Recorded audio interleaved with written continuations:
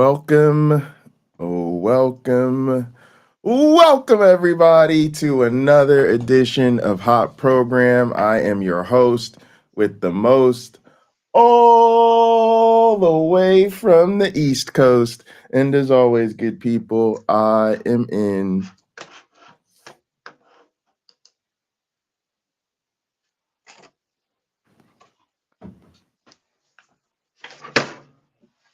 airplane mode. And now a man who is not worried about the price of eggs because, quite frankly, there are more important problems. A man who needs no introduction. How you doing, my one black friend? I also need no eggs. I'm doing okay, Pocket Locker. How are you? Good, good, good. I eat a lot of eggs, so Okay. I've people have gotten me now into this price of eggs watching phenomenon, and it's it's to be honest, it's very frustrating for me. I'm gonna just say one thing. Mm-hmm. There's a lot of people who were polled recently and basically said that they still think things are better under Trump than they would have been under Kamala. And if you're Well, gonna say that when she mhm. promised to ban price gouging, don't talk to me about the price of eggs. just don't. Yeah, just don't. I've said it before. We basically have to admit, or I had to admit, there are a lot of stupid people here. Yeah, It's yeah. it's really that simple. I'd love to say that it was optimism. It's really just stupidity. It's really just stupidity. Um, Donald Trump has mastered capturing the angry man's loyalty. And even when he makes them angry, like he said it, and maybe it's true how he could shoot somebody on Fifth Avenue and not lose one supporter. I do think he might be right about that. I think he was. I think he would lose one supporter. If he shot one of his but, supporters, two of them tried to shoot him. yeah, yeah, right. I mean, that Okay, means agreed, the agreed. supporter I he agreed. shot, the supporter he shot, he Those lose two that guys, one. yeah, they're done. Yeah. Screw you, man. Yeah, they clearly were done, and he didn't even have to shoot anybody. But it's just it's funny. I kind of deal with things in China in my new position, and there's a rep over there who does not hold his tongue about his opinions. Of course, his opinions are fascinating because he just doesn't hold back. He can be critical of both governments, but man, the way he lays in the United States and Trump is just. I'm thinking, well, if you had a podcast, you'd probably have about 5 million listeners Mm. within the first 3 weeks because he just is. He's kind of elegant about his criticism, which I could appreciate. Um, but yeah, he's unhappy, unhappy. Yeah, well, it's good to hear at least that people there feel like it's worth speaking out against. All right, so our Yeah. our show today is top 10 signs of an imaginary god. It comes to us from the barely bearable atheist bear or something like that. It's a channel that's kind of new to me, but Hmm. I really enjoyed this video and the way they laid all this out. So it's called they're fun. They've got like an entertaining vibe, but at the same time they have good content. So I guess the channel is called the Barely Bearable Atheist. I'm gonna drop it into the chat here. Also, I guess I'm gonna real quick while I'm here, I'll update the description so that it's in there as well. Why is it not? For some reason, it's not showing me the stream. Okay, here we go. All right, now I can do this. All right, I'm just gonna put subscribe to the barely bearable atheist. All right, and then we had an interesting comment from I think it was Paulie B. Yeah, Paulie B in the house. What up, Paulie B? I love Paul. Me and Paulie B have a love-hate relationship.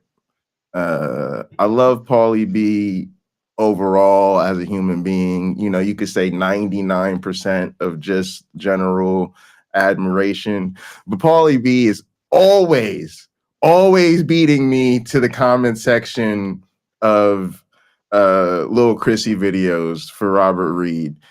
And it's a race. It is a competition. We are trying to be first. We are trying to get that first, you know, we're trying to get that first comment in there. And it's like, if I show up an hour after the video drops, 20 minutes after the video drops, 6 minutes after the video drops, somehow Paulie B has already beaten me there. Like Paulie B, YouTube Punk, sometimes Carrie Ann. I literally can't beat Paulie B. I'm like making sure my notifications are on. I'm like dropping stuff to run to the comment section. Yeah, I'm never outracing Paulie B. It's crazy. So Paulie B said, I'm disappointed that we need 10 reasons and that's still not enough for most of society. And, you know, while that's just like kind of a passing comment, it gets at what I feel has become the fundamental problem in all of this. The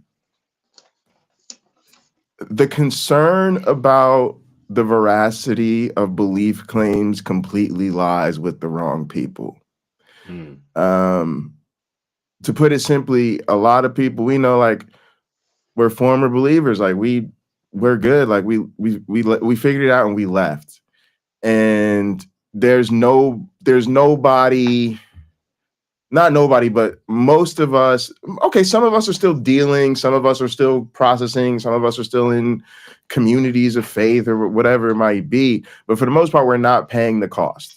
We don't feel like we need to live according to the commandments. We're not worried about Judgment Day. Like, we're not telling other people this is our sacred text. We're not praying to this God to intervene in our affairs, right? Like, we're outsiders in that regard. Why don't the people who are inside seem to care? They're and that is, I got your answer. I think I have your answer. Go ahead. Have you ever seen the film The Grinch That Stole Christmas? Or maybe it's The Grinch Who Stole Christmas. Have you ever seen like some version? I mean, I think I generally know the story. I think, or maybe I read the little, because that's a Dr. Seuss book, right? Originally. Dr. Seuss, yeah. And you know what? And I did see the movie. I saw the movie. I think the one with Jim Carrey or whatever. That's fine. It's a very good Grinch. Yeah. So I didn't see the Jim Carrey version. I saw the animated version that's as old as me, if not older. So probably seen that too. Yeah. As the story, the cartoon version. As you may recall, the story begins once upon a snowflake. That's how we know it's not true. It goes on to tell the story about how the Grinch took the Christmas presents of the people of, oh yeah, spoiler alert, like you haven't seen it for the audience. How the Grinch steals the presents, the Christmas gifts of the people in Whoville.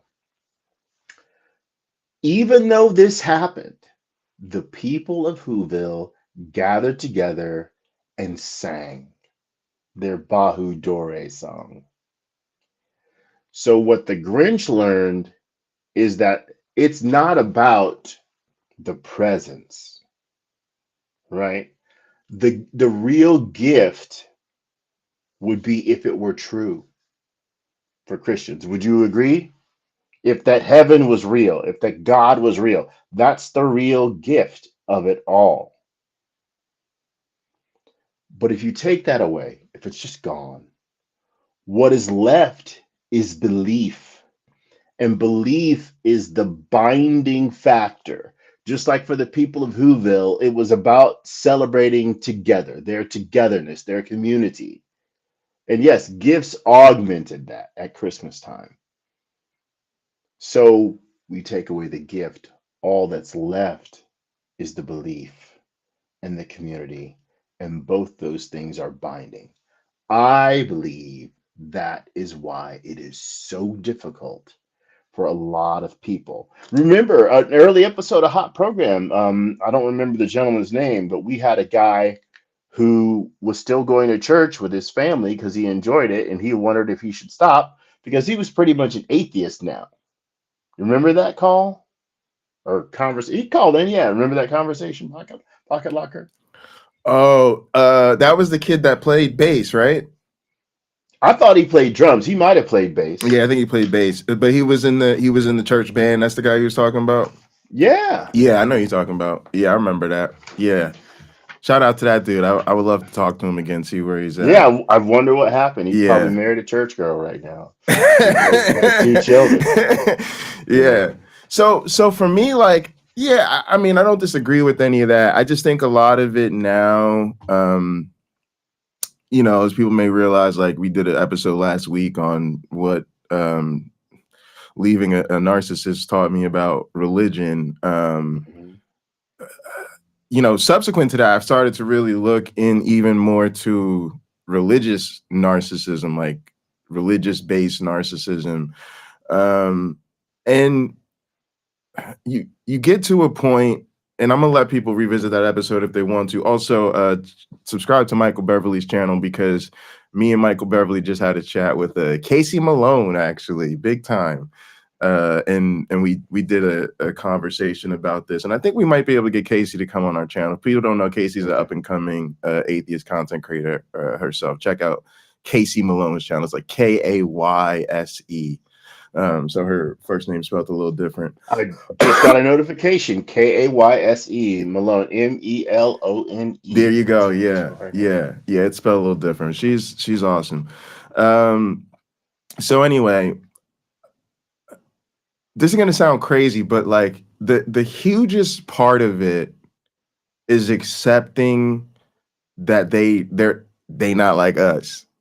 And I mean that sincerely. I really think for a lot of these people, okay, so me and Sumami had this conversation offline, because Sumami doesn't get a lot of the content, the community, like just everything going on. Like she's an atheist, and she's part of the community and definitely down with a lot of, but her coming up was very different.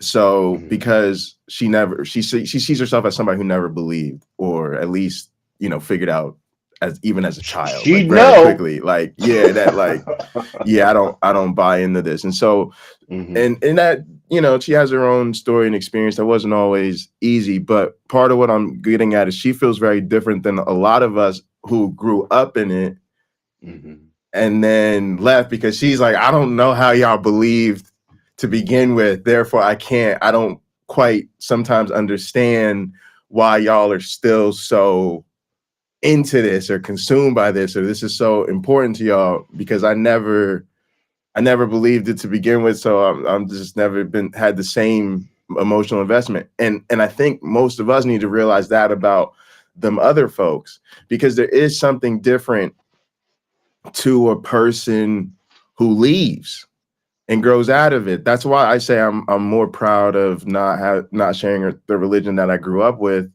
than I am of getting a PhD, because I believe it's a rarer accomplishment and harder. Like, that's interesting. Okay.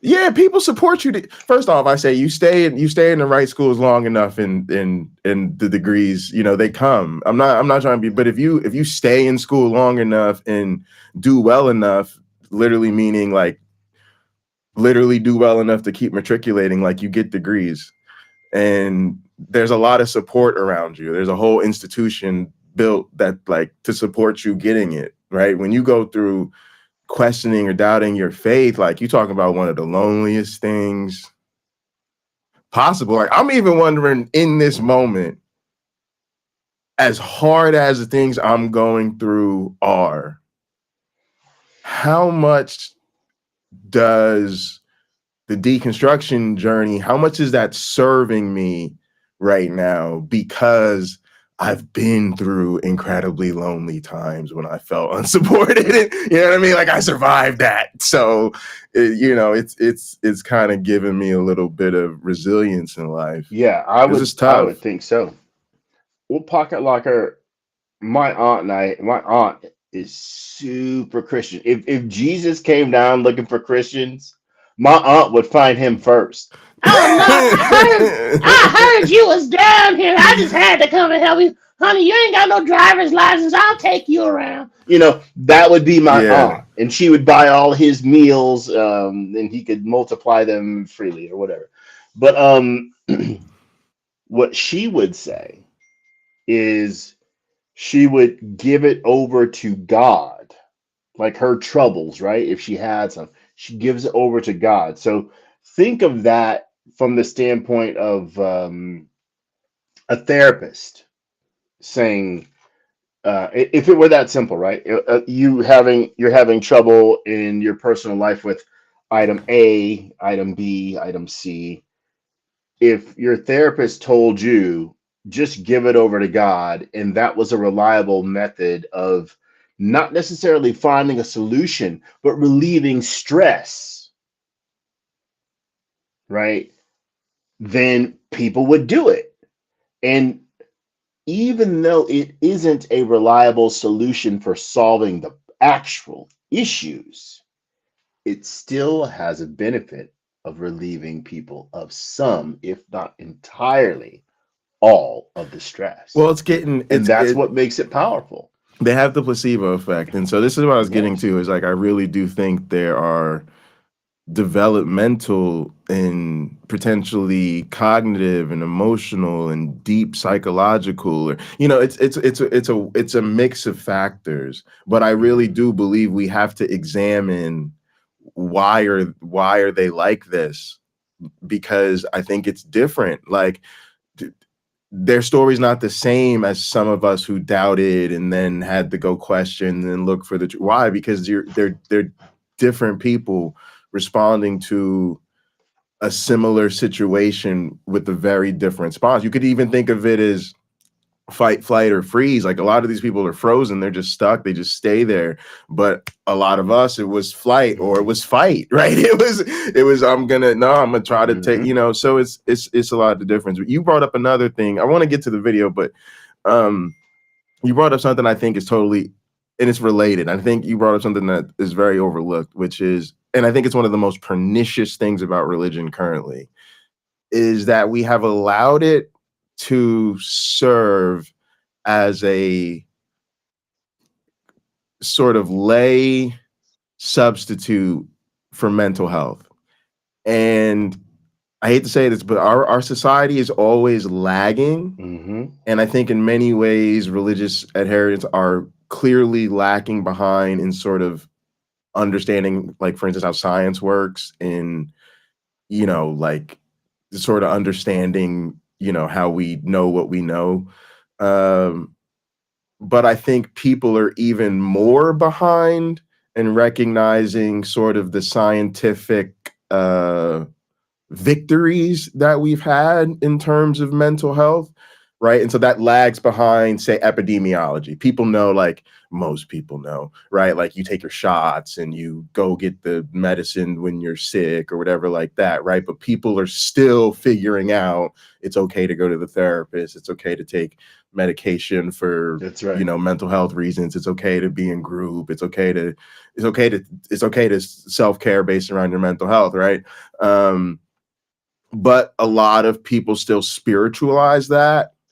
And I think that the future will judge us very negatively for that. Like, for having these tools and still going off and doing this, like, play thing, right? So it feels, I feel like that's one of the things people aren't talking about, but it is very damaging, right? Because people turn it over to Jesus and they don't go get help. And I think that even that is part of it, because part of what you learn about people with certain personalities, I'll say that, is that they don't see themselves like everybody else. And religion reinforces that sense of grandiosity, that sense of specialness. And in a sense, it's very difficult for people to admit that something might be, that they need help. I'm not even gonna say that something's wrong with them, because really you know, you're still normal. Like if you're a human being and you breathe oxygen, like you're a normal human being, regardless of whatever you might be. There's nothing that makes you not part of the spectrum of what's possible for a person, right? But people get in their heads that certain things just are not good or mean there's something wrong with you, and then certain personality types can't handle that, right?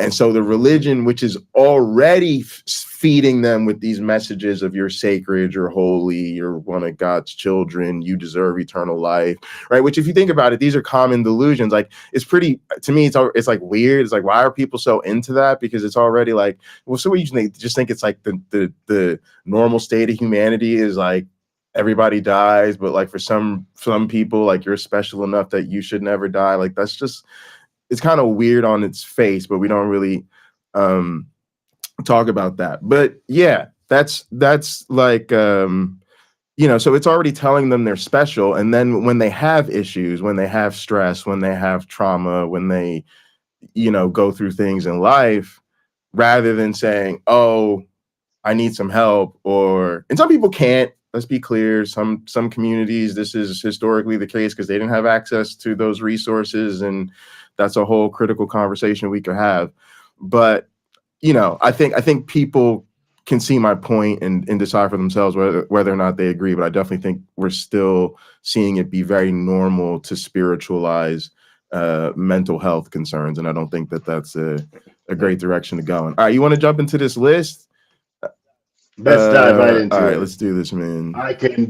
Let's see if we can bear the data. Yeah. Also, my man's got his LGBTQ ultra pride flag here. Feeling the aesthetic, giving me log cabin vibes. It's a good time. All them supposedly divine powers and wisdom. And why is it gray? The bear, because gray bears, gray. You know, that's what we're doing. Well, I don't know. Why are you asking me questions? You know, I can't answer. I don't know why. It must be hard. You've seen this. You now I'm distressed. You're asking me questions on TV I can't answer. To be a man-made god, all them supposedly divine powers and wisdom, and yet you can't help betraying the fact that she's just a myth, because being imaginary has inescapable consequences that folks can see, and that must be frustrating. So yeah, that's the vibe. Some of the inescapable consequences of being imaginary. Hey there. Also, I want to say this real quick. Everybody jump in and participate in this. If you're out there and you're a believer, cool, that's great. You probably think other people have imaginary gods. So you can think about this from the perspective of the gods you already think are imaginary. Folks, Bertram the Barely Bearable Atheist here, and today I'm going to take a little break from my usual format of reviewing books of apologetics and just talk about how to spot an imaginary god. And just for fun, I'm going to do this in the top 10 format. Starting off with number 10, probably the most obvious, unavoidable consequence of being imaginary is that you can't show up objectively in real life.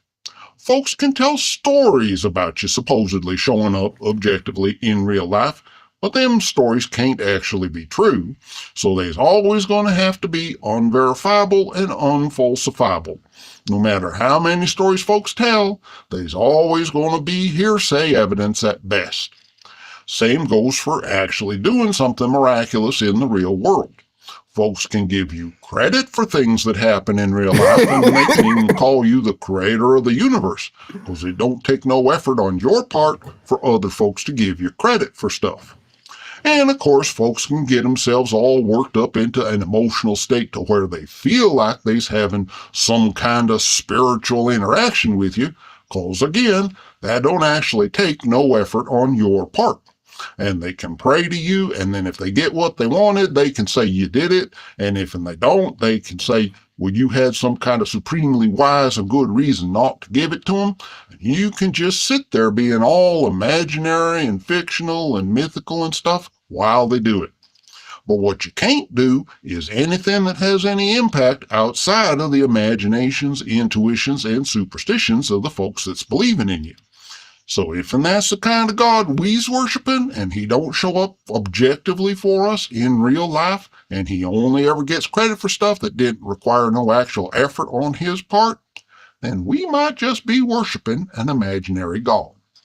And it's I see this all the time. I mean, I've actually seen a Christian do the keys thing, like where they, left the keys in the Look at the door, and keys. then, forgot where the keys were and checked a couple of spots and then found the keys, and look how great God is for helping. And I'm like, I just watched you leave them keys in that door. Look at the I keys, just pocket watched locker. you Look leave at the the keys trees in of the that door. But that's that's the type of thing that to the point, like that's what we're dealing with, because God doesn't show up and make himself plain, except about the Exactly. stories about how often that happened in the past. In the Bible, right? He showed up to Moses. He showed up to Moses on multiple occasions. He showed up to Abraham. It is hard to get around the fact that we have been told God does make personal appearances. Believers have it hard. So let's approach this with some gentleness and some compassion. Do we have to? I know. All right. No, The rest of us, maybe not pocket locker, but the rest of us, we can approach this with gentleness and compassion. Why? Because we know the person, if they are thinking about it on the spot when we confront them, and we're probably not just going to say this, right? We're probably not just going to openly come at people, like be outside of a church on the sidewalk where it's legal to stand and tell people that their God isn't real or whatever. They'll probably come to us first when we didn't want any solicitation. So obviously a simple reply would be, something like, well, you can't demonstrate that your God is real, can you? And they'll go and they'll tell you things from maybe in case Christians scripture. And you say you can pray about anything and it'll happen. Well, great. Have your God show up right here in physical form right now. Well, it doesn't work that way, is probably the reply we'll get. Or you're not supposed to test God. I'm like, you can be flippant. No, clearly you haven't. But I think the idea of letting people know that, biblically speaking, God did personally make appearances on several occasions. It's not something that we're told doesn't happen or can't happen. We're told it did. Well, where is he now? Right? When he is needed, where is he now? That's going to be hard for them. The personal relationship with Christ, I've told people, when you have a personal relationship, like a genuine one, right? You interact physically with people, or like I called one of my dear friends yesterday and wished her happy Mother's Day. By the way, happy Mother's Day, everyone. Happy She's in Mother's Day. Germany, but I knew I'd be so busy today I would get to talk to her. So I called her yesterday, and essentially we made contact without being physically in the same place. I could see her, she could see me. We had a lovely conversation. And I think she's now my daughter's favorite person on the planet. She just giggled and was excited the whole time. So while we're standing there with that person, can they do that with God so we can observe it? They probably can't. They can speak in tongues. We're not buying that. But they literally can't, despite the song Jesus is on the main line, call him up on their phone. They can't get him to physically appear. If they're moving, God's not going to show up with his truck and two friends to help them. It's just not going to be that way. We understand that. They understand it too. But the reason we need compassion is this may be the first time that someone who is approaching the idea of there not being a God in a rational manner is challenging them. right? They may have seen something on YouTube, like a G-Man video, right? Just dismissing fact after fact after fact, but they're facts that he's dismissing. And maybe you shouldn't do that. But the desire to believe, again, it's very strong. The promise of heaven, for the most part, is lovely, right? I would spend the first 10,000 years probably hanging out with my grandmother and my Aunt Louise. You know, it's just they were just that wonderful. However, there's forever and there's other things, and you're not suffering anymore. And for a lot of people, I think that might be a bigger draw than living forever, is not suffering. I hadn't thought of that till just now. Maybe that's something that's even more attractive than eternal life, is not suffering. Yeah, yeah. And also, like, to your point, I really think that's where we failed to just be honest. I think that one of the things that troubles me about what I see is that, so maybe you've heard the expression, I think, let me think, who says this? Ricky Gervais, that the great trick of religion is not convincing people that a God exists. It's convincing everybody else that this is not an idea worth ridiculing. And I do get that feeling so often that there's so much privilege and respect given to the believers in essentially treating them with kid gloves, that what gets lost is the plight of the genuine, honest person, like most of us were, who wants the truth, who, like, if this isn't true, they want to know that. And the fact that we're like so afraid, you know, that these other people are going to be upset with us if we say, like, yeah, I just don't believe that, or think you have the evidence, you know, to support your claims, and go that way about it. It's and to be honest, I think we're in a period of time where all across the globe, but including here at home in the US, we are seeing the consequences of unchecked religious fervor. And the fact that we have not yet said, oh, wait, none of these people can demonstrate the veracity of any of these religious claims. Yeah, why are we all still tolerating the you know, all of the let's do Christian nationalism and theocracies and genocides and ethnic cleansing? Why is all of this happening? Why are people who can see clear as day that none of these people can demonstrate the veracity of these God claims, not ever addressing that elephant in the room? Fine, they have the legal rights, or they already live in a theocracy where some fascist regime, you know, enforces that everyone believe a certain thing. Okay, fine. But why aren't those of us who live in places where we are free to criticize these people so quick to fail to do so?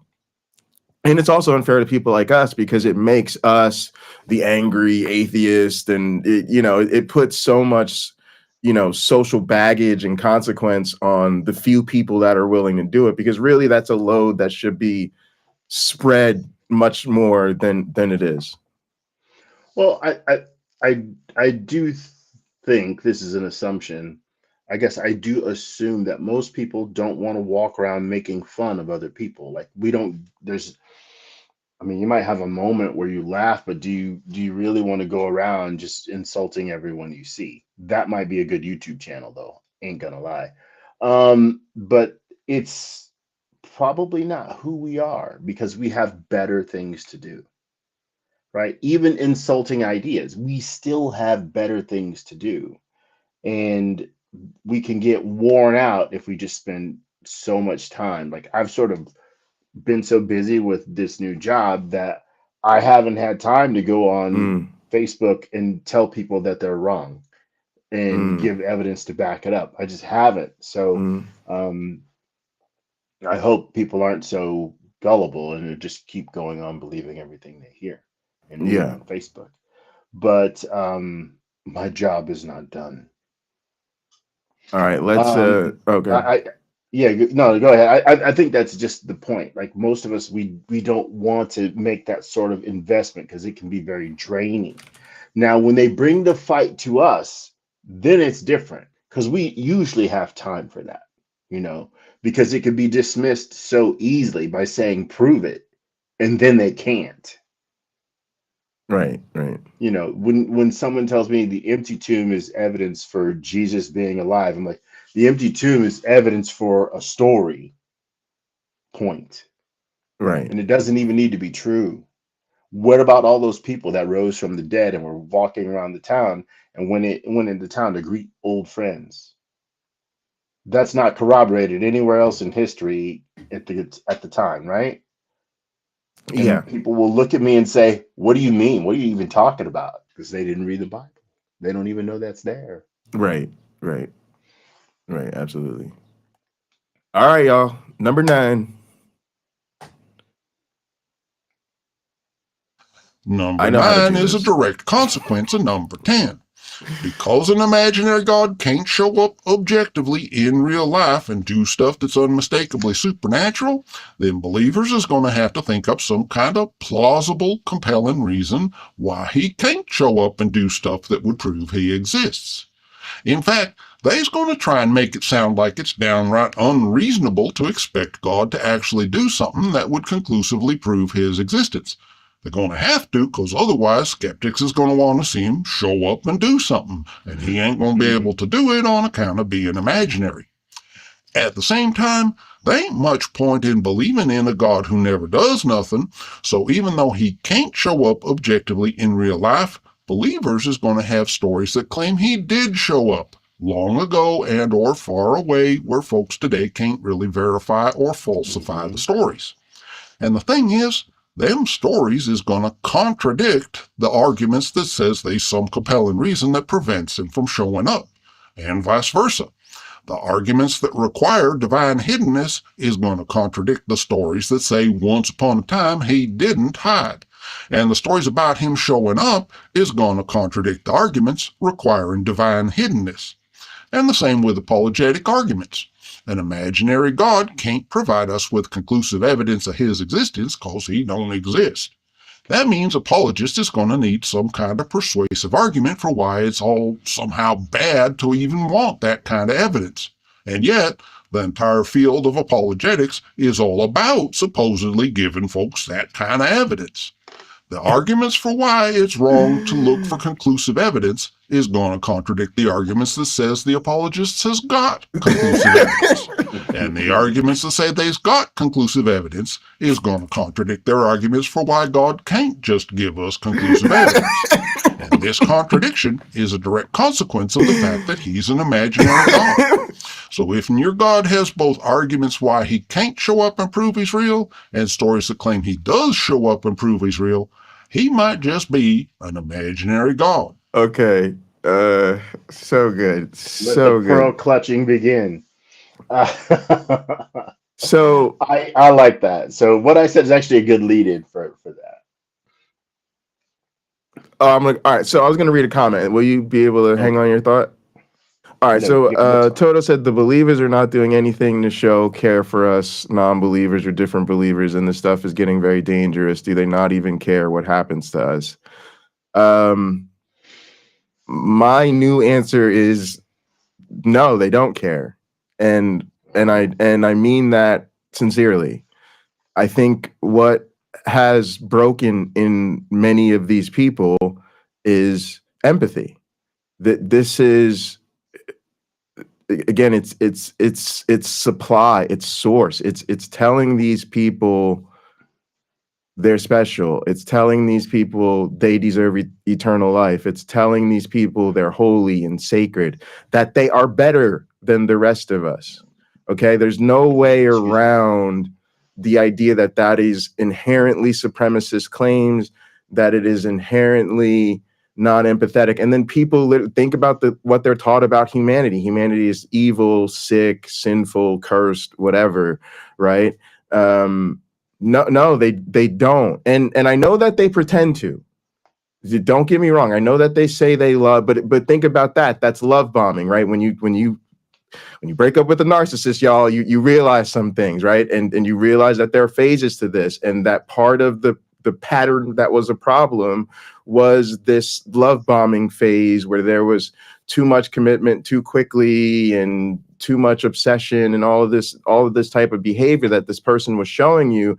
And then as soon as they get comfortable, it's withdrawn. We talk about love bombing with religion all the time. That's why when you're in a relationship with one of these people and somebody comes to you and they talk about love bombing, you're like, oh yeah, of course. I grew up in the church. Of course I know. But think about it. These people will walk up to people on the street. I love you. I'm doing this out of love for you. I want to extend bro, you don't even know me. You don't even know, you couldn't tell you don't know my name. You don't know anything about me, but you're trying to tell me you love me. That's actually not normal. I hate to tell people this, it's actually not healthy. It's okay. And when you feed all of these things into this culture, out comes the dependency for the culture. The thing that gets all of that to be valid for these people is believing. When they no longer believe the claims, they no longer believe the doctrine, they're no longer entitled to the special status and privilege that came along with it. So it literally, somebody, Michael Beverly said earlier, like Uncle Bobby always says, it's religion is the worship of your own ego. And so it is precisely that ego death that these people are avoiding. And that is why they're still this way. And yes, that is inherently reflective of a lack of empathy for others. They know that their religion is the source of anti-LGBTQ bigotry. They worship it anyway. They know their God says that people who don't believe like them are deserving of death at bare minimum, right? Annihilation and eternal torment and whatever else, all wrapped up for many of them too. And they worship this God anyway. I literally told my mother, you are part of a hate group against people like me. And she worships the God anyway. That's why shout out to all the people who are not celebrating Mother's Day. I do try to show my mom a little bit of love on Mother's Day, but given what I went through growing up and who my mother happens to be, I understand people who do not. And we're here for y'all too. But yeah, I just wanted to point that out. I think it's a great comment, Toto, but I think at some point it's on those of us who can see this to act differently. The one thing you realize, if someone is really troubled in a certain way, I'm not going to say they have a full-blown personality disorder or whatever, but even just they're just stuck up in this pattern of, you have to at some point understand they probably can't change. And this is the conversation I've been trying to have with people, is that I think it's time to shift our focus from debunking and deconstructing their content or their doctrine, because I just think that's been beaten to death. And it's time to focus our deconstruction on, why are these people like this? And I think that Toto's comment is real. That's what Toto's comment is getting at. How do they just continue to not care or not seem to be moved by basic adult human motivations? And I think the answer is they can't. The lever of indoctrination is now so strong that they struggle to do that. Go ahead, MyOneBlack Friend. Would you please, and thank you, would you please read Toto's comment once more? Yeah, I gotta find it again. Or did it go away? Okay, I apologize. I'm doing this on my phone, so it sort of locks the screen at some point, and I can't see above, below, to the left or right or wherever. Here you go. Found it. The believers are not doing anything to show care for us non-believers or different believers, and this stuff is getting very dangerous. Do they not even care what happens to us? That's a tough one. When we look at in the Christian context, it's what I know, so I'll refer to it a lot.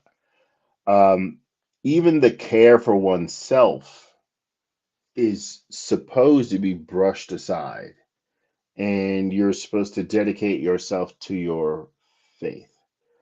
Toto, that often isn't what we see. Otherwise, we'd have more monks, we'd have more nuns, and there might be a few more popes. People don't actually do that. They sort of go about their life, but they've added the label of Christian.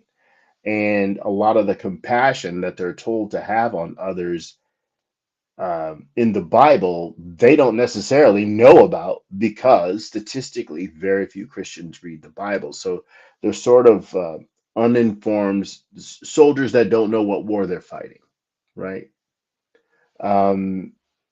Jesus talks about being willing to give up everything you have. Almost nobody does. To follow him, almost nobody does. So I think, as far as that goes, adhering to the religion in a way that those who wrote it had intended, I think that's an utter failure. Population-wise, compared to the numbers that they say they have, the number of people who claim to be a Christian, the behavior's not there. The behavior's not there to match it. Mm-hmm. So if you see them not caring, it may be because they don't know they should. My best friend's mom, I got to spend some time with her when I was back in Indiana. I'm in California to prep the house for sale, then I'm going back. I asked her about the immigration crisis. She's a big Trump fan, and she's a Christian. So I talked about the immigration issue, and I says, when those Haitians were at the border, Joe Biden let them in. I said, that's what Christianity says to do. You're supposed to be kind to the stranger and take care of them in your land, because you were once strangers. Well, you sort of have to either fold or unfold your arms at that point, depending on your stance. You now have to look at the issue you were supporting, right? I support them being sent back in light of who you say you are. Because if you can continue to say, I think they should be sent back, you're literally going against what God says in Deuteronomy and what Jesus says in the New Testament. You're not, what do you mean you're following them, and what they say goes, but what you now say goes further. It's of more importance. That fight of what an individual thinks is more important than what their faith says is happening every day. Only a lot of those people don't even know it, because they're uninformed about what's in the biblical text. The biblical text repeatedly says you should be loved, Toto. You should be treated with love. You should be treated with respect. God's going to deal with you one day in a way that is horrible. But the average Christian walking around, they need to treat you with compassion, love, and help you get your needs met. That's what the Bible says. But they didn't probably read that part, Toto. So I'm sorry. It's going to be disappointing for the most part. Also, I kind of, so Michael says anything a Christian does is nice, good in terms of clothing, shelter, food is just self-aggrandizing and virtue signaling. They literally hate the people they help unless they bow down and worship. So yeah, look, this all gets complicated, but it's so funny. I had a person kind of reveal to me, like a person who like I thought was like really into serving marginalized populations, kind of turn around and like actually tell me kind of on the side, like, I don't know, I kind of hate people like this. Like, I hate poor people. Poor people are the worst. It's like, so it's very interesting. But yeah, I do think largely for people, like first off, I think a lot of people give to the church. And to me, it almost like doesn't count as charity, actually. One, because usually it's kept in house. It's like the church uses that money firstly for church operations. And then these other things, the soup kitchen, the backpack drives, those are always like side hustles, side quests. They're never, right? That's not what the church does. And like to treat it as though giving money to this institution that, only gives a little bit to this other thing is kind of crazy. But yeah, I do think they do it largely as missionary work in a sense to evangelize, and it does become self-aggrandizing for a lot of people. But I also just think people don't. They're not reflective enough to realize that it feeds it feeds into a narrative about themselves that they have chosen to believe. I know it's a controversial take, but I do think. Listen, if it happened in any other context, they would see it.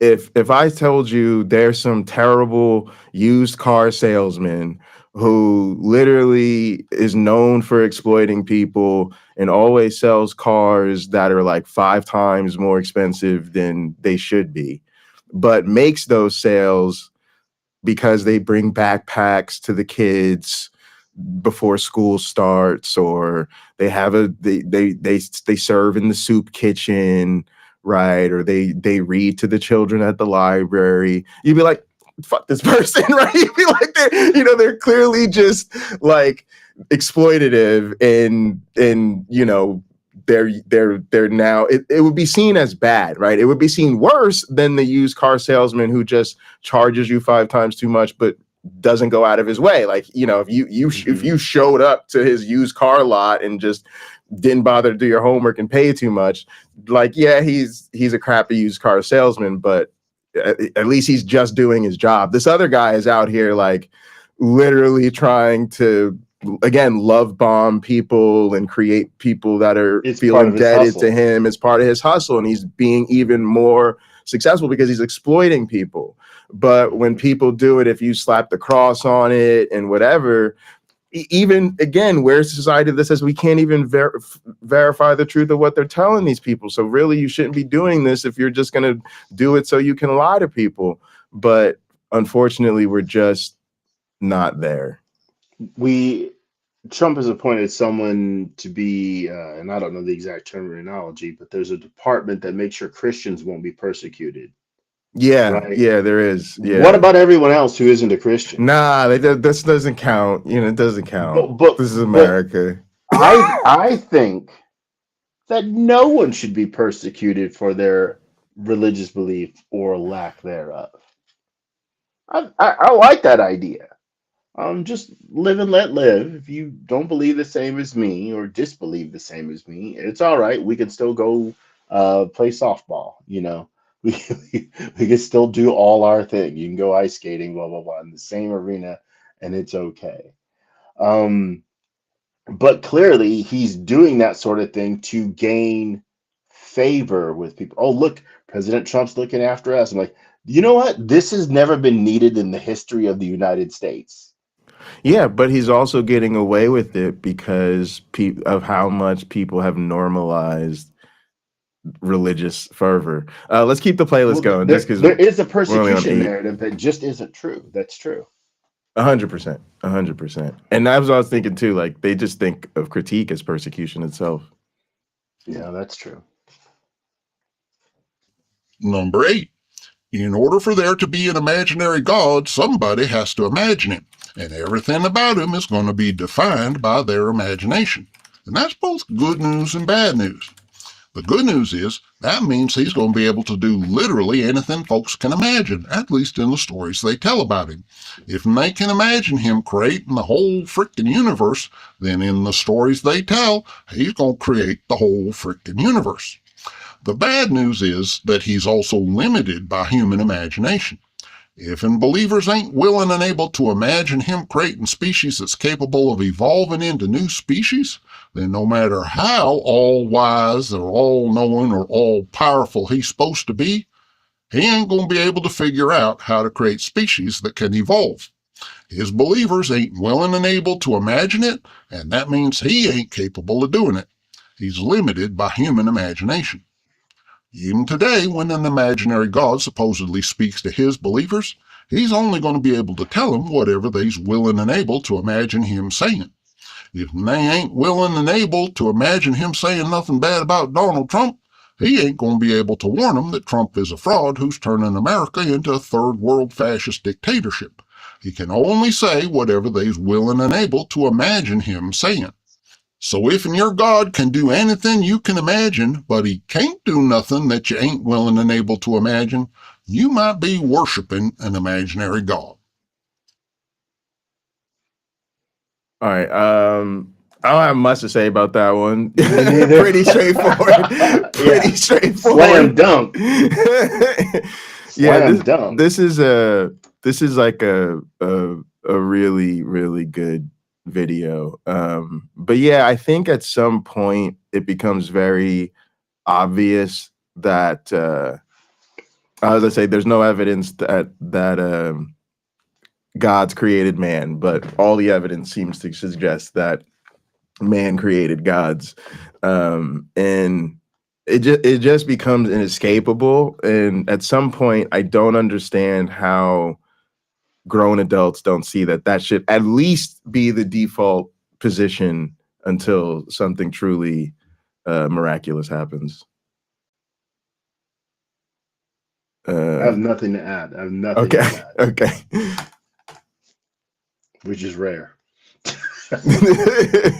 Well, let's keep rolling. Number 7. Okay. Imaginary gods can't actually do nothing in the real world, obviously. And that means when folks pray for something, it's going to be up to human folks to do the actual labor to achieve whatever it is they're praying for. And that has some surprising advantages. First of all, an imaginary god don't need to actually do nothing in order for you to claim he's doing something. You can say he's blessing folks that's doing the actual work. And the blessings ain't nothing you could objectively test for, so it's safe to say he's doing it whether he actually does nothing or not. It's unfalsifiable. Second, since you prayed for it, if you achieve whatever you set out to do, you can give him credit for whatever you managed to accomplish through your own labor. And on the other hand, if you fail, you don't have to blame the imaginary god for it. You can say it's the human folks' fault. Heads I win, tails you lose. If you get what you was working for, your imaginary god did it. And if you don't, well, that's your own fault and you need to try harder next time.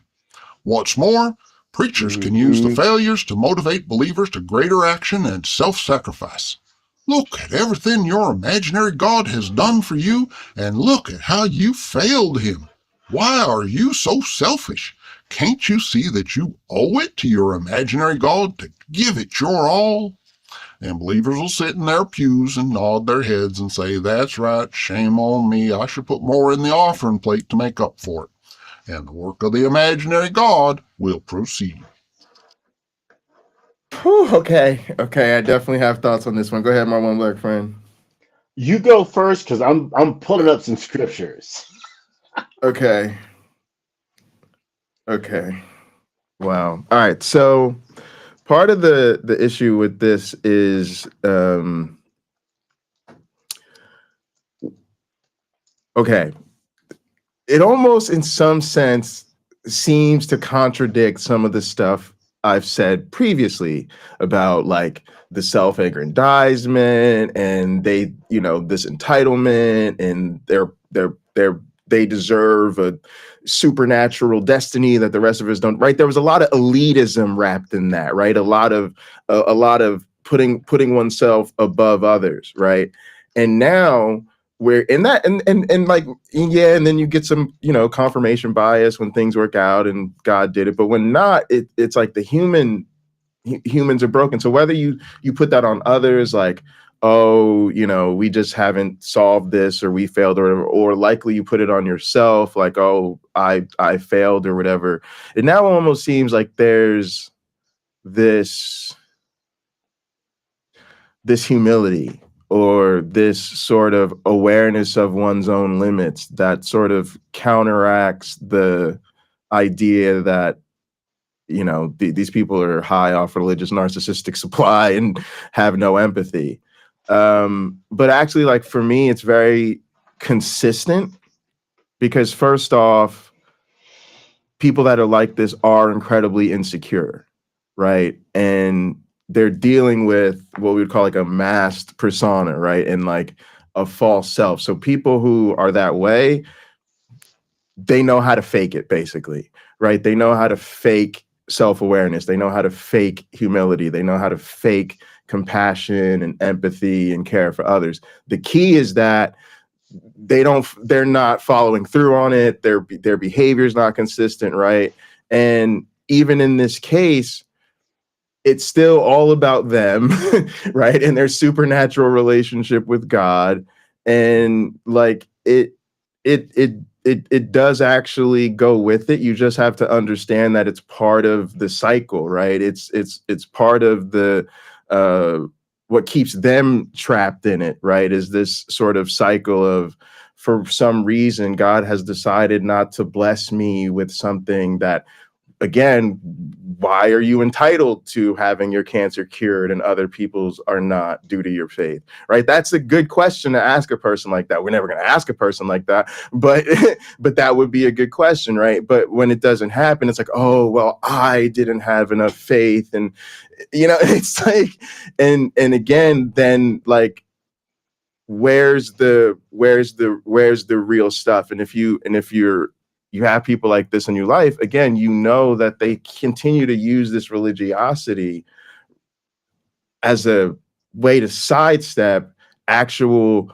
meaningful accountability for their behavior and its effect on their life and their effects on others. And so actually this sort of spiritual humility act serves to, you know, demonstrate that humility to the rest of us, right? Without having to go through the actual process of what accountability would require in normal secular terms, like coming to grips with your need to change your behavior and your need to maybe change how you are in relationships and maybe your need to get help. Like they can just sidestep all of that and keep it where they're comfortable, which is in, you know, this sort of fantasy land, which again, people will come to realize the obsession with the fantasy itself is indicative that something's wrong with them. I think that's part of the development. Remember we talked earlier about Sumami and how she sometimes doesn't get us because she didn't believe like a lot of us used to. Part of it, I think, is she recognized early on as a child that this is a fantasy, that people are clearly obsessed with this fantasy. And then I think those of us that left even older, that was part of it. You needed to know if it was fantasy or not. And rather than doubling down, you somehow found your way out. Some of these other people, they're clearly almost what we would say is like too far gone in terms of how central this doctrine and this dogma have become to their identity. A lot of times we could say it's become their whole personality. It's a very revealing phrase because psychologically it actually means something. It's a real indicator of trauma and that something is severely wrong with somebody when they become associated with something, especially something so insecure, something that clearly doesn't. It's one thing to become so obsessed with a sport, right? Because it's real competition and it's really helping you better yourself and you have really great relationships that have built and you've traveled and there's a lot of, you know what I'm saying? But for something that you can't even show to be legitimate, to have replaced so much of your personality and development is actually a real issue. And we don't realize that it's not normal and it's not healthy to be this obsessed with a fantasy. Like that's actually a problem, but it's so normalized that the fact that that is really an indication that a person is disordered has become something you're like not even allowed to talk about. Yeah. Did you have something else for this? Oh, of course I do. Okay, let's get it. Excuse me. John 5:16. This is why it's so strong, folks. The church-going Christian has had a lot of positive reinforcement for their faith. So it's easier for them to buy into the belief. People in their congregations that they may know and love claiming healings or car keys being located fairly easily, and other things, people talking about miracles that occurred in other places. This adds to their reasons to believe. The Bible does too. No slouch at it. James 5:16 in the ESV. Therefore, confess your sins to one another and pray for one another that you may be healed.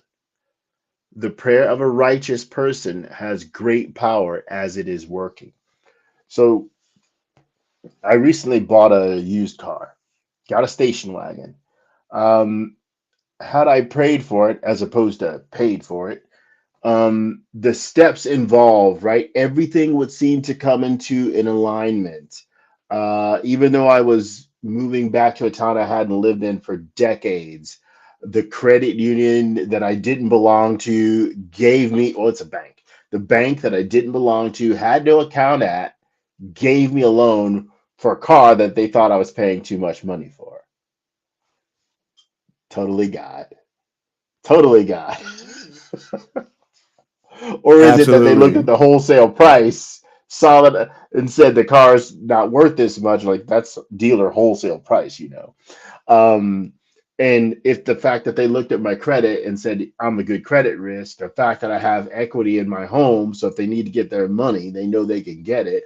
The fact that I'm gainfully employed, they look at all that to make their decision. Yeah, if you want Or I can to just, overpay for your car, that's your business. But we need to know if you're a reliable payee, and if you are, then you're just giving us an excuse to sell you a more expensive version of our product, right? Which is the money you're looking for that we're going to get interest on, that's and right. the That's rights. This is the right. better. You're just making it better for them. Like, yeah, Northrop Grumman freaking credit union has a loan on a used car that's like 7%. I'm paying 9%, but I'm like, when I sell my house, I'm just gonna pay it off anyway. So I'm gonna have the loan for 2-3 months, you know, and I'm not gonna. And I didn't spend a lot of money. I bought like a $10,000 car and put like 1,100 down on it. So you know, it's not like I'm going overboard. Hopefully it's as reliable as my Prius, but it's not a Toyota. Okay, and then we can just go crazy here. Hebrews 4:16, let us then with confidence draw near to the throne of grace that we may receive mercy and find grace to help in time of need. So that's God looking to assist you with something, right?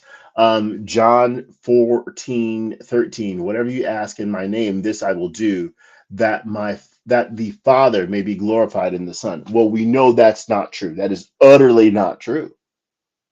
Right? If people pray for something in Jesus' name, which he is said to do, we know that the odds are roughly that of chance that they will get it. Why? Because Jesus doesn't physically come down here and coordinate things. It would be fantastic if things happen that way, but they don't. Let's see, where's another one? I think it's actually even worse than that, to be honest with you. Go ahead. Because there have been studies that basically show it's a wash.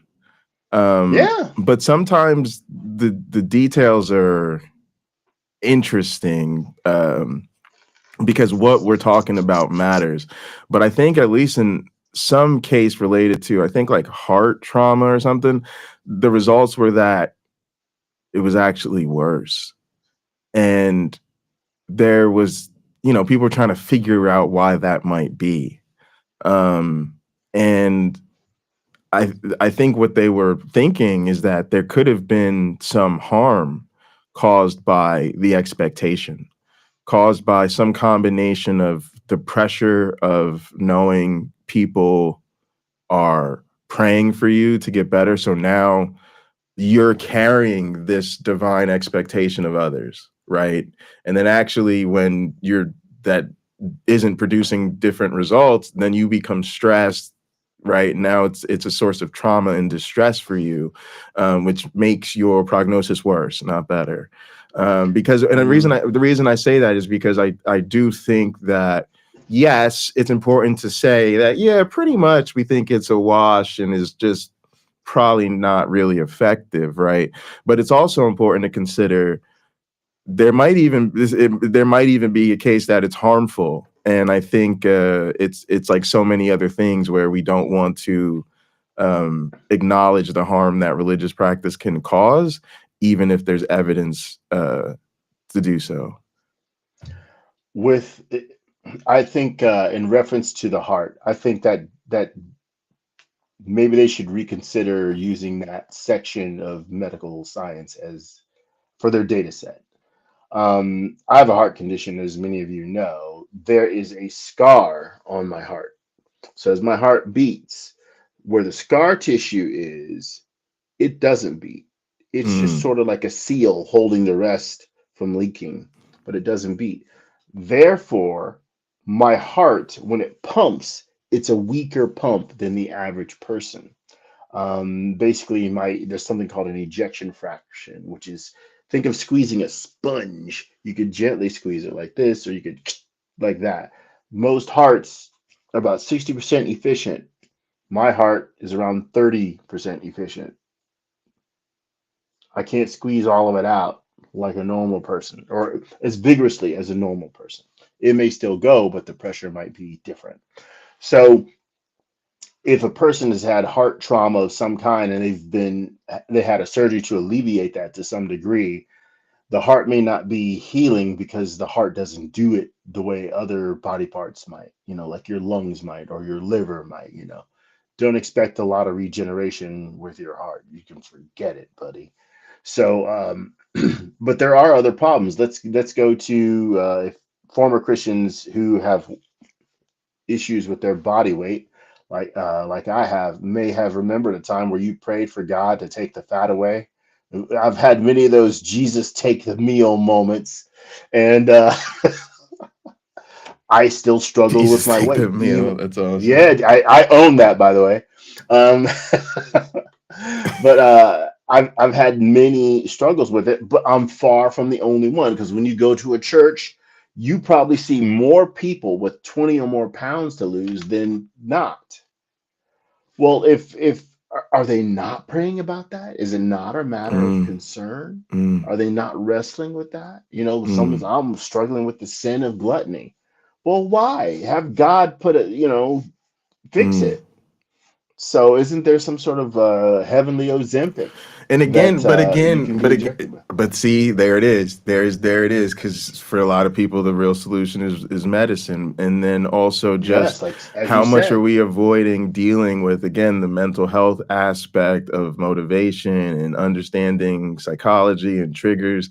Look, I understand a lot of people don't understand anything and they're not aware of it and they don't have the requisite education and skills and all of that stuff. But for those of us that do, it just becomes hard to watch people continue to do this to themselves. I'm gonna suggest we keep it rolling if that's good with you. Awesome. Which brings us to number 6, batteries not included. Imaginary gods ain't got no power of their own, so naturally they're going to need some external source of power in order to make things happen. And there's different external power sources they can use, but the two main power sources is money and politics.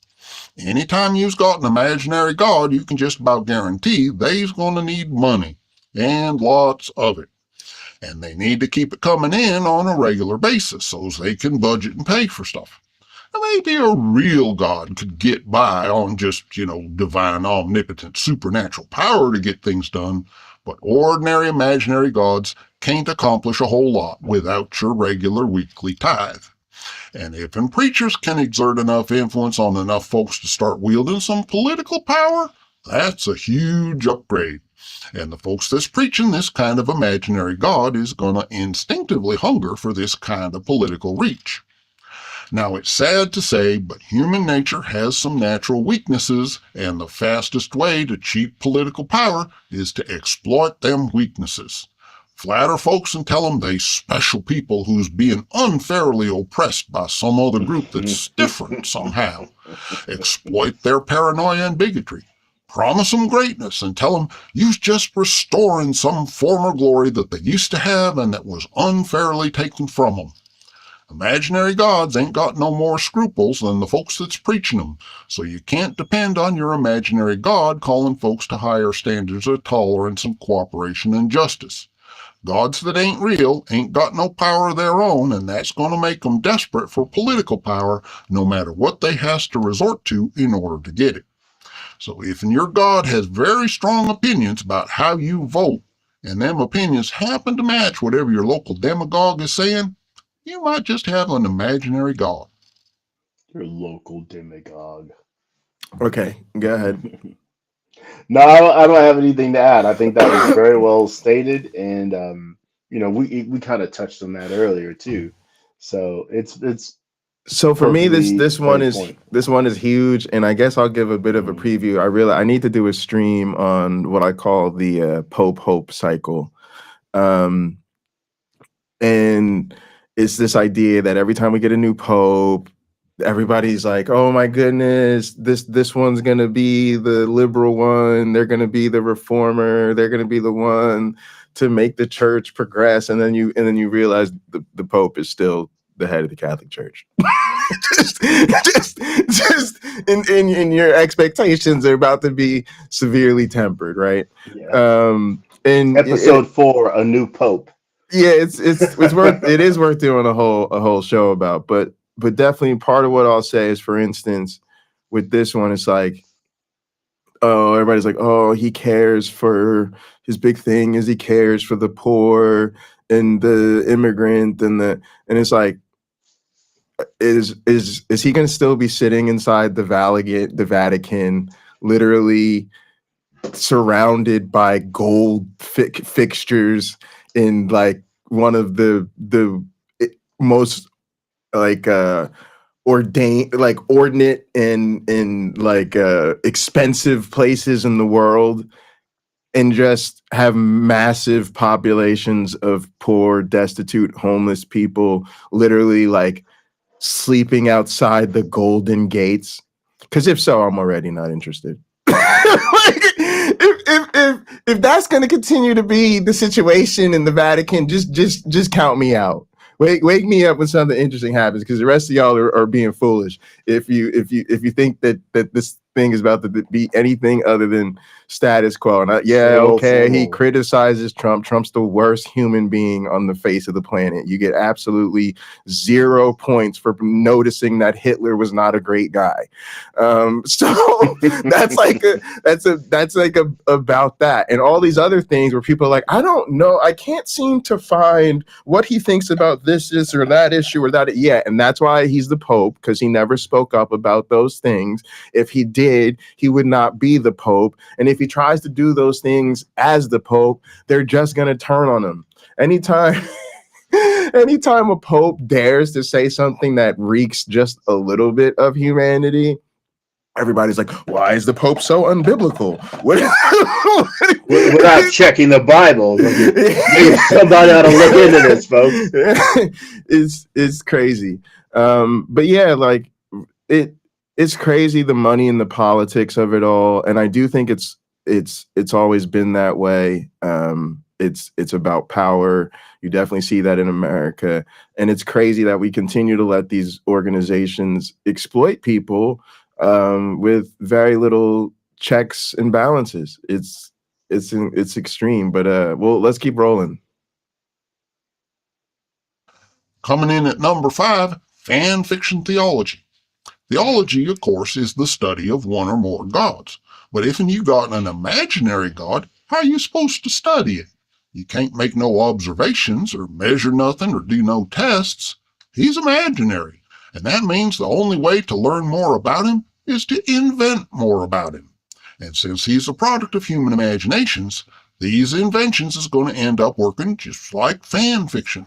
Somebody sits down and thinks about the official canon of the story, and they tries to come up with an interesting embellishment on the original story. Something that fits more or less into the original presuppositions and assumptions, but interesting enough to be a worthwhile addition. If the fan community likes it enough, it can become part of the larger unofficial canon surrounding the story. And if not, well, them's the breaks. But either way, the imaginary nature of a mythical god is going to limit theology to working like fan fiction. There ain't no scientific research to do beyond reading the original canon and other folks' fan fiction, and the success or failure of your results is going to depend entirely on how the fan base responds. And if that describes how theology works for your God, then he just might be imaginary. Fan fiction.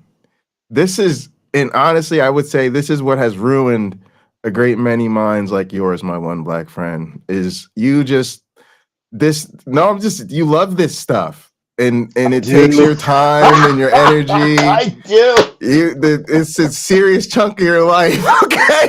That clip of Michael Jackson eating the popcorn from Thriller, that's me. People start talking about their faith. Yeah. That's me. Please continue your point. You're making it so well. No, that's it. It's just that people love it. Okay, I'll say this. I think it's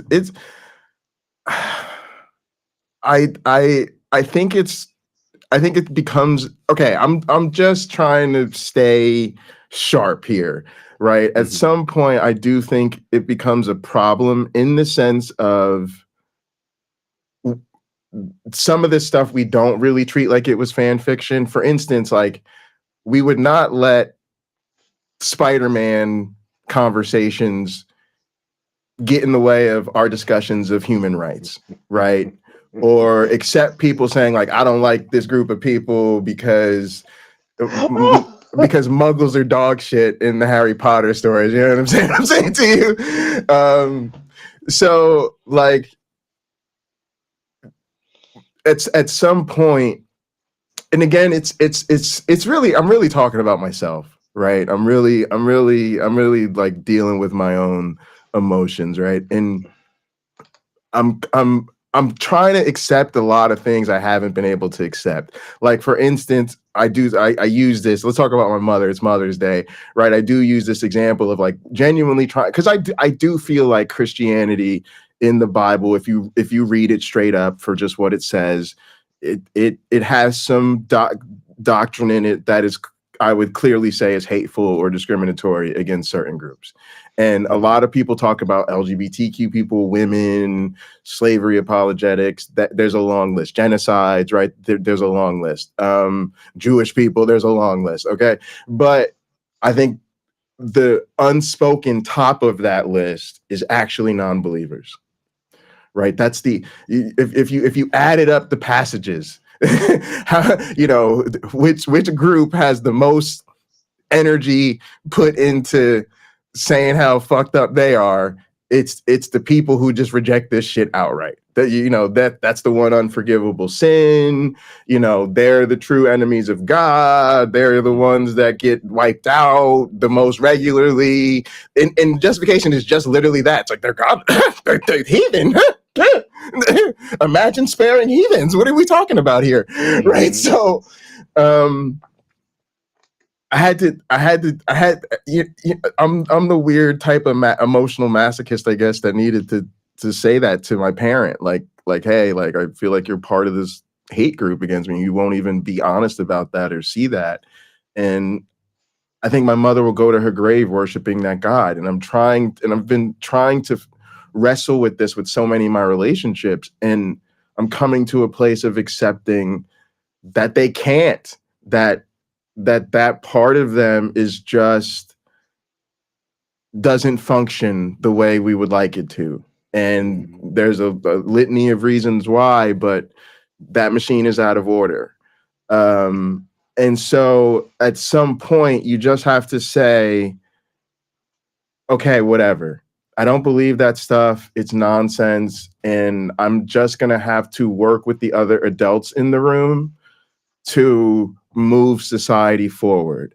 And at some point, it's insane of us, reasonable people, to expect reasonable behavior from people who have shown us systematically that they're not reasonable to begin with. I know that's a tough pill for people to swallow, but it says, like, stop making them the center of attention. It probably isn't going anywhere. It's time to focus on what it's time to focus on. But I don't want that to sound like slander to people who are genuinely interested in these things from a academic, systematic perspective, or just because it's entertaining, or, you know, it's part of how you help people or whatever like that. It's just, you know, thinking about what we're doing sort of in real life as a response, you know, rather than just what happens in our conversations. Well, I think a person's ability to skew the facts so that they reinforce their beliefs is very evident. We see that with religion, politics, pretty much lots of different places in life, and it can be a very childlike thing to do. I'm watching my daughter play in her playpen. You know, I'm laying there with her in the playpen, and she's playing with one of those cones that has all the rings on it. She's playing with little shapes like stars and cylinders and squares, and she's bop bop bop bop bop bop bop. So there's something going on there in her mind about the meaning of these things, or their function, or how she relates to them. And it made me think back to when I was a kid, where me and my little brother, we would lay on the floor and play with action figures and make up stories and have little cars and stuff. And we'd make little car chases ourselves. And we made up the stories to go along with that. But they were just toys. I think the temptation for believers to take life, what is actually happening in the real world, and bind that to the will of God is immense. But I think because so often they want God to be as sweet and kind as many of them are, they sort of wipe away or hand wave away all the wrathful stuff. When something bad happens, we see this when Christians are confronted in interviews on YouTube. Well, God's responsible for the good stuff. The bad stuff, I don't want to pin that to him. Well, that's not fair. They're literally making it up, right? That there, if how could there be a correlation here, but not over here? It's because as Father Tom, who I had would see at Thanksgiving dinners, would say to me, he goes, "The God I believe in isn't that way.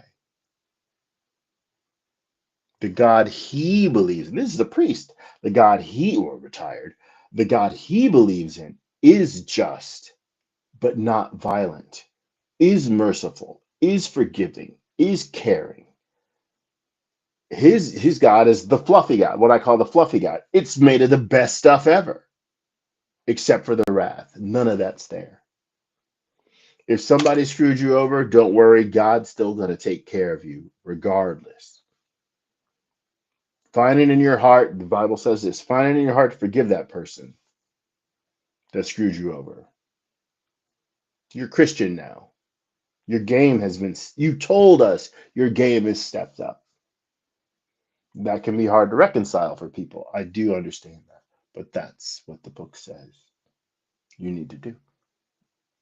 So if they can come up with a God that's just as angry as but the they other thing are, is, like, I don't even think I don't think they do. I think a lot of people who you have religious people in your life, you can probably testify to the fact that they probably forgive and don't forgive about the same rate as everybody else when it comes to their actual real relationships. But again, it is definitely a huge part of the identity, at least for some. All right, let's roll this tape. We're getting through this. Okay, we're getting through it, yeah. Number 4 might not necessarily apply to every possible imaginary god, but it's still common enough to deserve a spot on the list, and that's the consequence of imperfect perfection. The whole point of having an imaginary god is so you can have some kind of supreme authority to be on your side and take care of you and back up the things you think is right and wrong. And you ain't going to get that out of some kind of feeble, fallible, imaginary spirit. If he's going to be your God, he's going to need to live up to the part. And that means he's going to have to be the smartest, strongest, bestest God you can imagine. He's got to be better than all the other imaginary gods that other folks is imagining so that his power and authority can take precedence over theirs. And that means he's going to have to be pretty much perfect. Only trouble is, the fact that he's imaginary is going to be a major flaw in his supposed perfection. You can believe that he's all wise, all knowing, all powerful, and all good, but the reality is that he ain't going to have any real power to do anything to fix what's wrong in the world.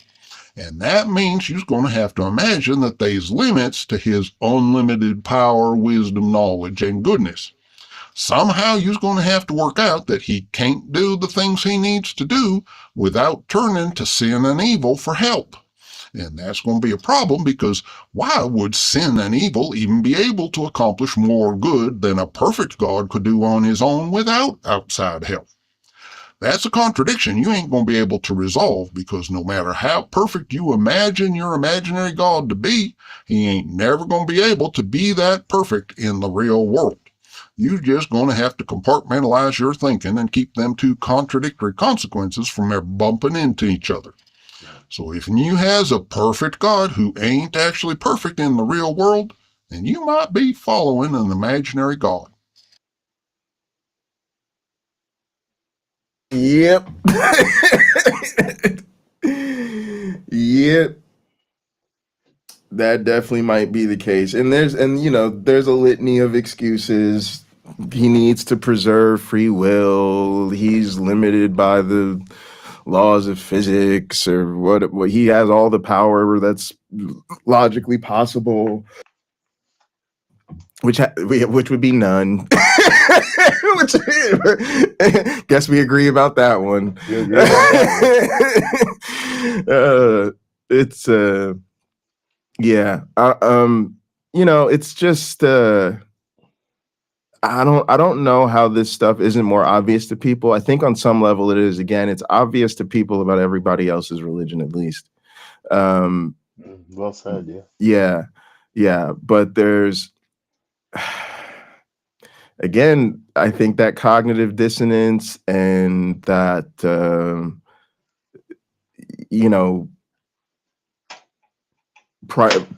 sort of holding one's own beliefs in a sort of regard that you're not willing to hold others.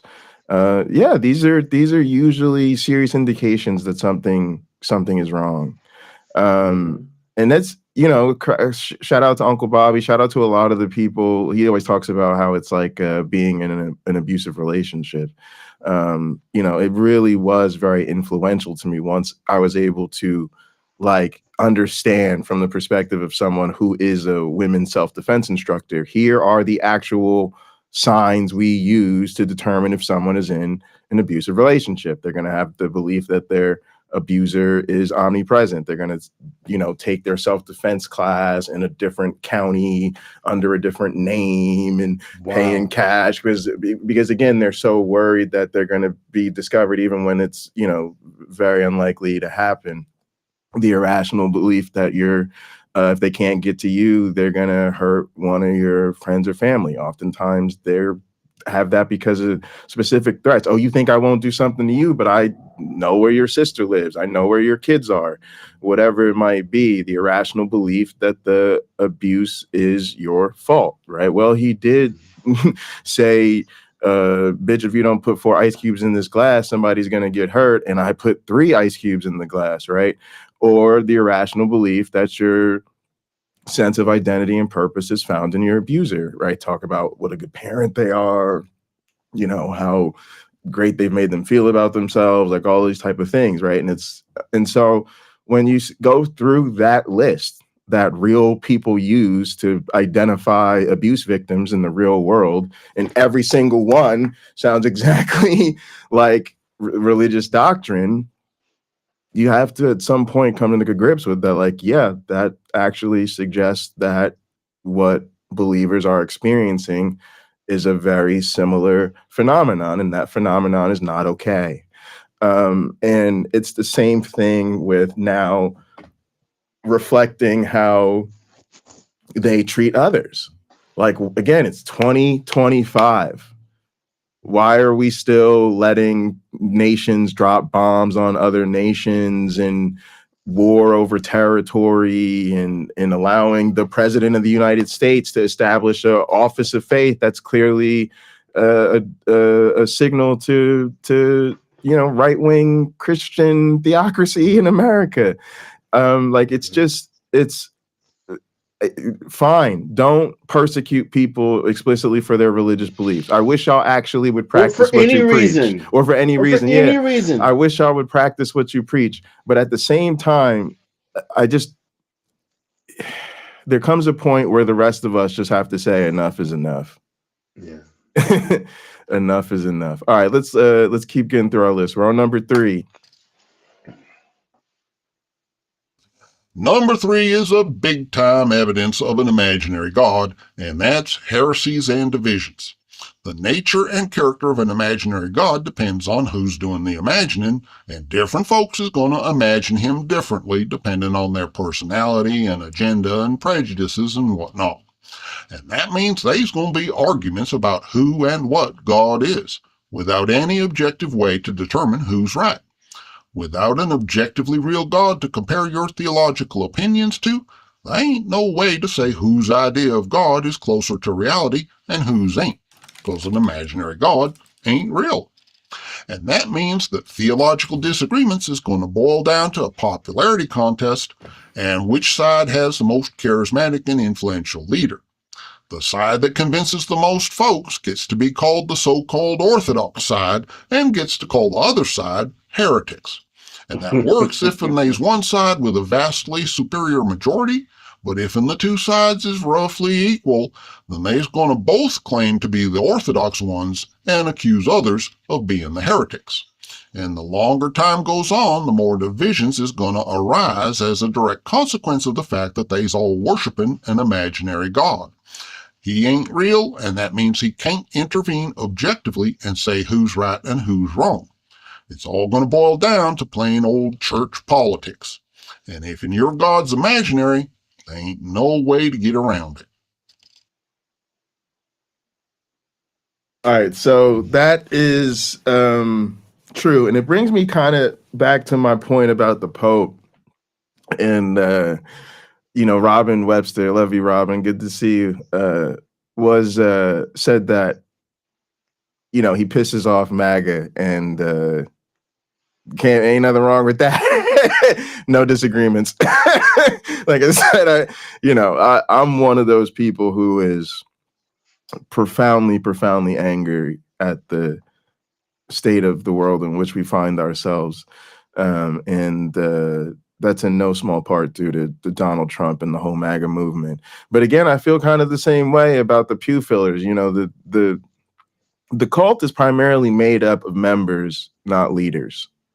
And I do think ultimately in the end, we're going to have to shift our focus to members and not leaders if we're really going to, have any sort of movement of the needle in any real way. But I also think people are in for a rude awakening, because what I've seen is that, unfortunately, the Catholic Church in America has largely seen the path to power as being in alignment with conservatism. Like the Catholic leadership in America has become particularly noticeably like more conservative leaning than, like, for instance, when I grew up, like, the Catholics had some conservative doctrines they were well known for instance, like abortion and things like that, but they were largely considered more liberal compared to, for instance, a lot of evangelicals. If you look at a lot of what's going on in MAGA right now, conservative judges, conservative think tank members, conservative lobbyists, conservatives in power, a lot of these people are Catholic, y'all. And the new Pope we have, cool American from Chicago, has seen a baseball before, awesome, was in charge of the appointment of bishops. Like that was their thing. So put those two things together, it's like this person has been in a position of power or serious influence over the appointment of bishops in the Catholic Church from the Vatican, as the Catholic leadership in America has become increasingly MAGA, to the point of you walk through a Catholic university, yes, you're going to be alarmed by the number of Trump memorabilia you see. Alarmed. So just temper your expectations a little bit. All right, let's hit this retroactive history. Sign number 2 is retroactive history, and it's a consequence of the popularity contest that drives denominational dynamics. Basically, what this means is that as society grows and evolves, any religion based on an imaginary god is going to have to grow and evolve along with it, or else risk losing influence due to being perceived as old-fashioned and out of date. Values and moral standards and social inequities that may have seemed fine in more primitive and barbaric cultures may gradually become less socially acceptable, and practices like slavery that once seemed inevitable may eventually be recognized as intolerable. But here's the problem. If you has an imaginary god who's widely known to have supposedly endorsed bigoted and barbaric practices, and them practices is ultimately rejected by a more civilized and enlightened society, then a lot of folks might think that your imaginary god was wrong. And the solution is retroactive history. You change the story so that your God comes out to have opposed the more unsavory practices all along. And this new attitude is retroactive all the way back to the original stories. You develop a new theology to quote-unquote unlock the hidden meanings of texts that seem to condone unacceptable practices. And you explain how really your God was on the right side all along. Same with internal changes to your fundamental theology. If your God started out as just one imaginary God among many, and then the religion becomes monotheistic, poof, the change is retroactive. He's always been the one true God, and all them other gods is just imposters or demons or whatever. So if your God has been different in the past and has condoned or commanded things that ain't acceptable today, and he's going back and applying a modern narrative retroactively to everything, you may be worshiping an imaginary God. Okay. Yeah, go ahead. It is without question that the Hebrew God of the Bible has some flaws. First, it's not the first one, but it's of chief importance, condoning slavery. And I'll argue with people about this. Like, he sets prices for you to sell your children for. Yeah. All you need to know right there. And I've said this in discussion, it would, and I've said it on a hot program too. I am aware of that. That I would gladly choose non-existence if slavery, wherever it has occurred and wherever it has occurred in the world, never happened. So if the God of the Bible had just said, or the biblical text, there isn't a God of the Bible. If the biblical text had just said slavery is forbidden outright, do not own another human being, it is immoral. The untold suffering that just would not have happened, it's just not even imaginable. So the fact that God doesn't say this, but says the opposite, it didn't shock me when I wasn't reading the Bible. When I started to read the Bible cover to cover, it shocked me. It offended me because I am a person who thinks it is wrong. The number of people today that we can see on YouTube or that we meet and have these sorts of discussion with that know it's wrong, but excuse it because God condoned it or try to rationalize it, right? Well, it was different back then. Doesn't matter if it was different back then. someone took away someone else's freedom. And even if a person sold their freedom, it should have been immoral to the person who bought it to do so. Look, I don't need this money. You take it. Or the indentured servitude route. Look, I'll loan it to you. You just work it off. And you might not be able to feed yourself too much right now. I'll take care of that too. And I'll just add it to your bill. But look, in 5 or 7 years, you can pay it off faster, but you're done. Okay, you can leave. You can go about your business. They have that in the Bible. That's their Jubilee year. So, though that is a patch, a software patch on a bigger problem, there's still the bigger problem that you can outright own another human being. Again, it is not excusable. And yet people will do it. And you can, when it's happening, you can see them breaking down when you meet a good person that's doing it. Because now that cognitive dissonance the fight is on, right? The fight is on because they do know that the biblical text is saying something that is utterly immoral. And it's condoning it in multiple places. And they can tell all the lies they want to defend God at that moment, which ought to trouble them, right? They ought not be able to do it. But Apostle Paul himself says, hey, I caught you with guile because I wanted to convince you. Yeah. I also think there's like a dark awareness from a lot of them, even the ones who don't read it. A lot of them, I think it's a deliberate avoidance tactic. There is a level at which they know there's things in there they don't want to face, and that's a part of the reason they don't read it, or that they only read it with guides. You know, they only read what the pastor points out on Sunday, and they count flipping to that passage as reading the Bible. They read what's in Bible study, they read what's in their devotional, but they don't read critic. That's not gonna happen because that's part of the avoidance for them.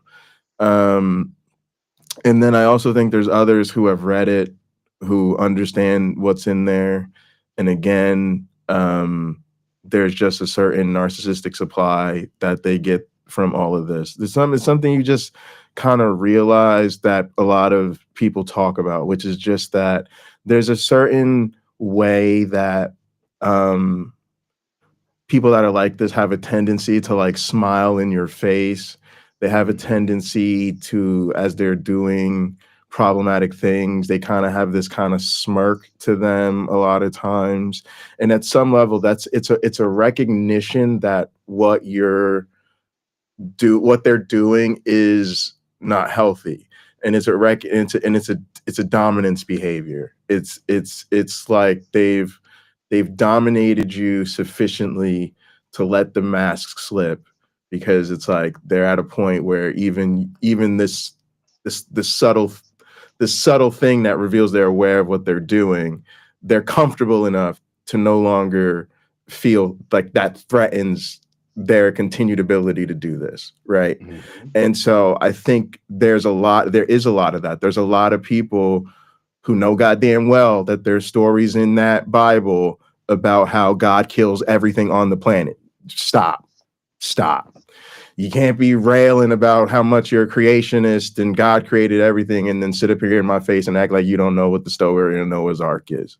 Don't sit up here. And we had California wildfires, and some of y'all, as soon as you saw the wildfires, y'all were like, this is God's judgment for sin because he promised the next time he wouldn't destroy the earth by water, but it would be by fire. Okay, well then, so you do know what it says about it. So you do know. Go ahead. Yeah, but because of the homosexuals in San Francisco. Exactly. So you do know the stories, and also you do understand what it says about homosexuality. So people, God, and for real time going to be burning people for homosexuality. Cool. So there is a certain degree in which they know that. They go there. They say those things. They are those people, and they will sit in your face and smile about their loving God and how much God loves the world, for God so loved the world, and I love Jesus, and da da da da da. And it's like, yeah, to me now, when I see this type of thing, I do think that that's like largely what it is. I'm like, no, this is like a person clearly given in a narcissistic behavior who wants to smile all up in my face about a loving God that will burn the world on. That's absolutely who this person is. And it sucks to admit that a lot of people who are quote unquote good people don't really have the ability to demonstrate the basics of what we think it means to be a good person. And if it makes you feel any better, as I think it kind of should, yes, there's something wrong with them. That explains it. like the new question is, what is wrong with them? But it should help you to realize that, like, yeah, they probably can't. Like, if you're, because think about how you have to be at that point, right?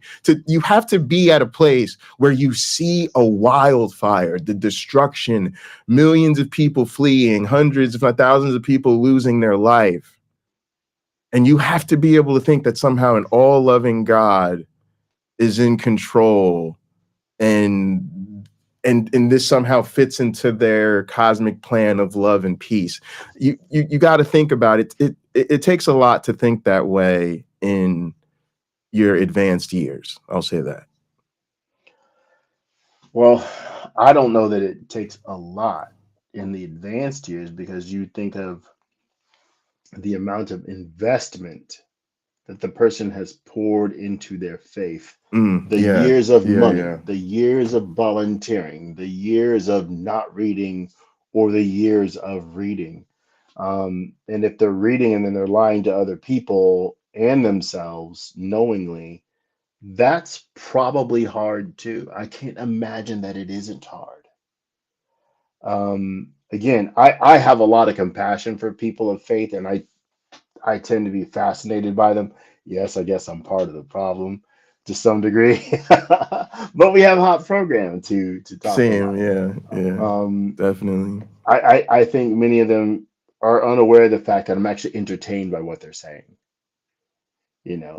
From an anthropological standpoint, I am happy to look at their artifacts, show me the things. Like when I was in Cuba, here I was in a room of this woman who had the Santeria religion, and I'm looking at this dead squirrel that's in her room, these pots that might hold like the god inside, or the god will inhabit the pot.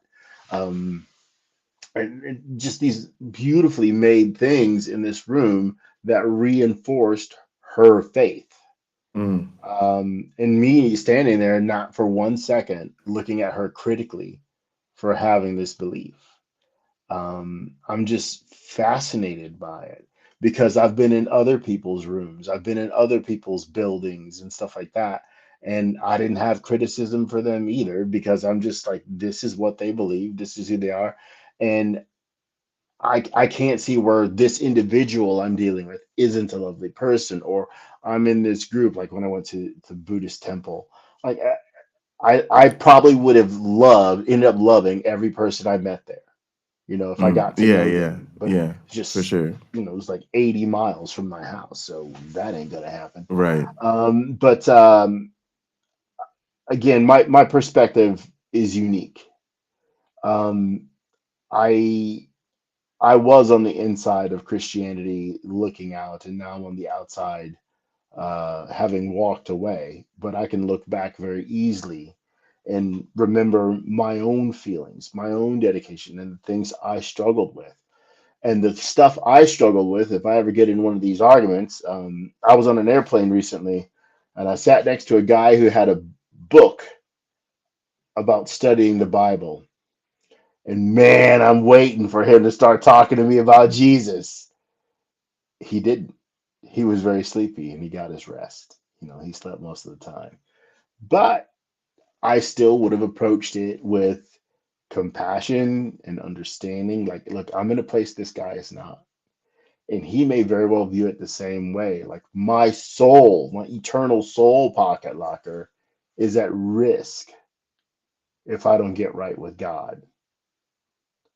And he could be 100% sincere. An ex-girlfriend, she pointed that out to me when someone came up to me to proselytize, and I was ready, pocket locker, dukes up. I was ready. And she's like, people don't want you to take their faith away. That's not why he's talking to you. He's concerned for your eternal soul.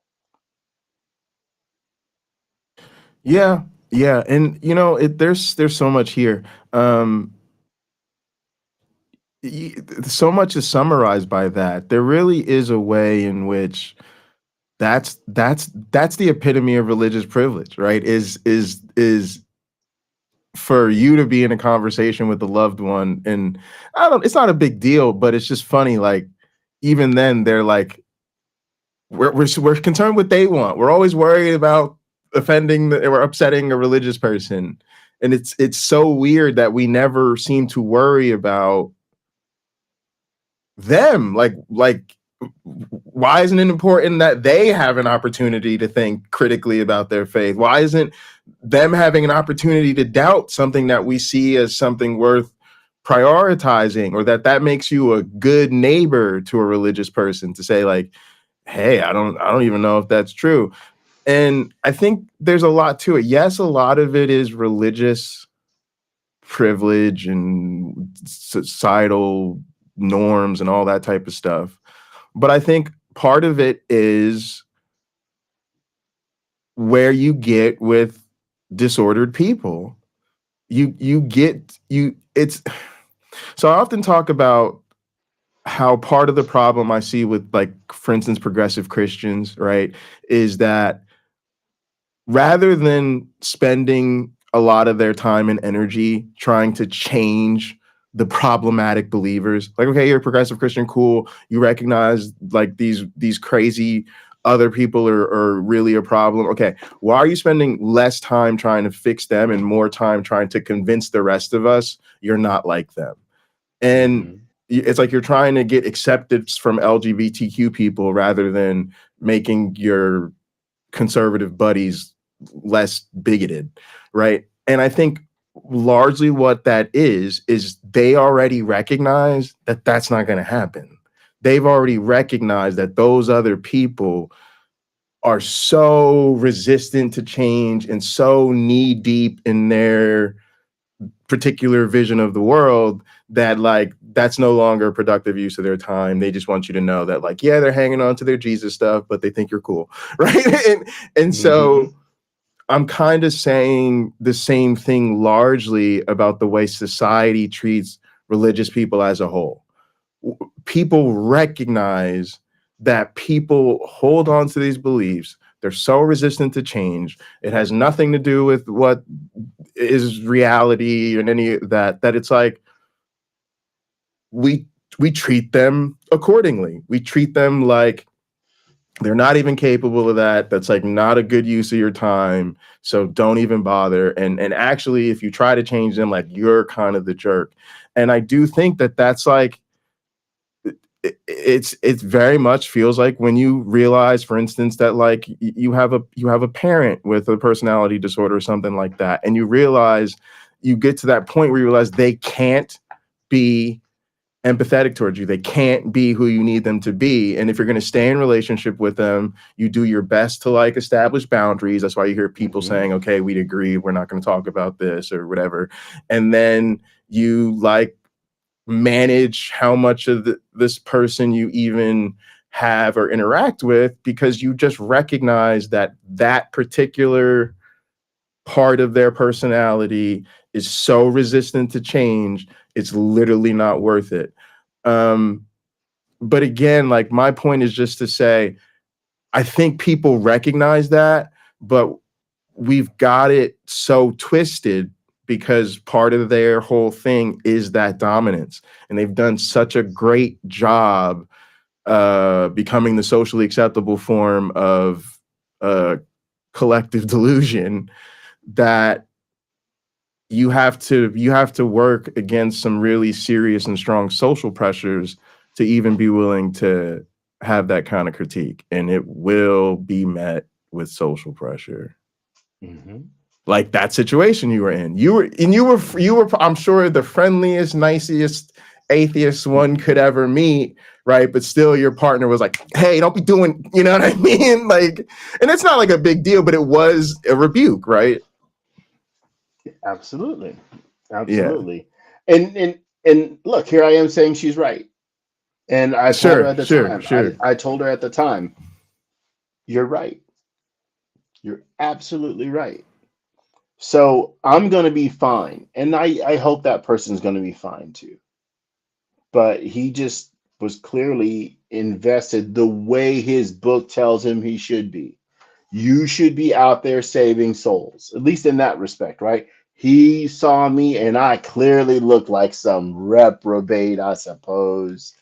And he felt, hey, let me reach out to this person and then give him the gift of Jesus Christ. I must have done that 10, 15 times when I was a Christian. So I can respect, and I didn't not respect that he wanted to do it. I was just ready to try out my atheist skills on him and see how he reacted. Yeah, and you know what? Sometimes it's like I'm gonna do something for me, you know, like you're allowed to be in that moment having your own experience and desires, right? Like that's okay too. Hey, I'm that person. Hey, sometime I'm gonna take this opportunity. All right, we have made it to the last one. Bait and switch. And the number one sign of an imaginary God is bait and switch. An imaginary God can't go out and get folks to believe in him, obviously, so he's going to need human folks to go out and preach his religion and get folks to believe in him. And since he can't do nothing to give anybody conclusive evidence of his evidence, that means folks is just going to have to take the preacher's word for it. But believing what somebody tells you just because they said so is too obviously just you being gullible. And that's where the bait and switch comes in. The preachers don't say, put your faith in me and take my word for it. They's going to say, put your faith in God and take his word for it. But the one thing you can't do with an imaginary God is to put your faith in him. He can't show up objectively in real life to say or do anything that you could put your faith in. Your faith is in whoever you listen to and believe. If I tell you that God has revealed to me that next Tuesday the entire west coast of California is going to slide into the sea, it ain't a question of whether you believe God or not. It's a question of whether you believe me or not. If you sell your house in California, it ain't 'cause you believed God, it's 'cause you believed me. I just pulled a bait and switch on you. I declared that you could trust what God predicted was going to happen, but God ain't the one telling you that. And then when next Tuesday comes and California don't slide into the ocean, it weren't God that deceived you. It was me. And that's true even if I write it down in a book and I get my friends to say that my book is scripture and that it was infallibly inspired by God. If you believe what folks writes in a book just because other folks claim it was inspired by God, that's a bait and switch. You ain't putting your faith in God and you ain't putting your faith in God's word. You're putting your faith in the human folks that wrote the book and in the human folks that canonized it as scripture. And when you call that book the Word of God, that's a bait and switch. So if you're part of a religion that's pulling this bait and switch on you and talking about trusting in God and having faith in God and believing God's word, watch out. If they's actually talking about things that human folks says and does and writes down in books that they call scripture, that's a bait and switch. And it's the number one sign that you're dealing with an imaginary God. And that's it. That's my list of top 10 signs of an imaginary God. And there's others, of course, which ain't too hard to think of if you just stops and thinks for a minute about all the ways an imaginary God would be impacted by just being a figment of folks' imaginations. But these is my top 10. All right. So let's do something crazy. And I think hopefully for people in the audience, it'll actually be instructive. Let's imagine we're a believer in any religion on the face of the planet that actually has a concept of God. Okay? Now, let's just imagine they didn't even have to sit through our whole stream. They saw the original video, uncut, it's 21 minutes. They sat through, they watched the entire 21-minute video of top 10 things that you might be dealing with an imaginary God. And just for the sake of argument, it's not everybody, but there's certain people who those 10 things, every single item on that list of 10 things fits their God.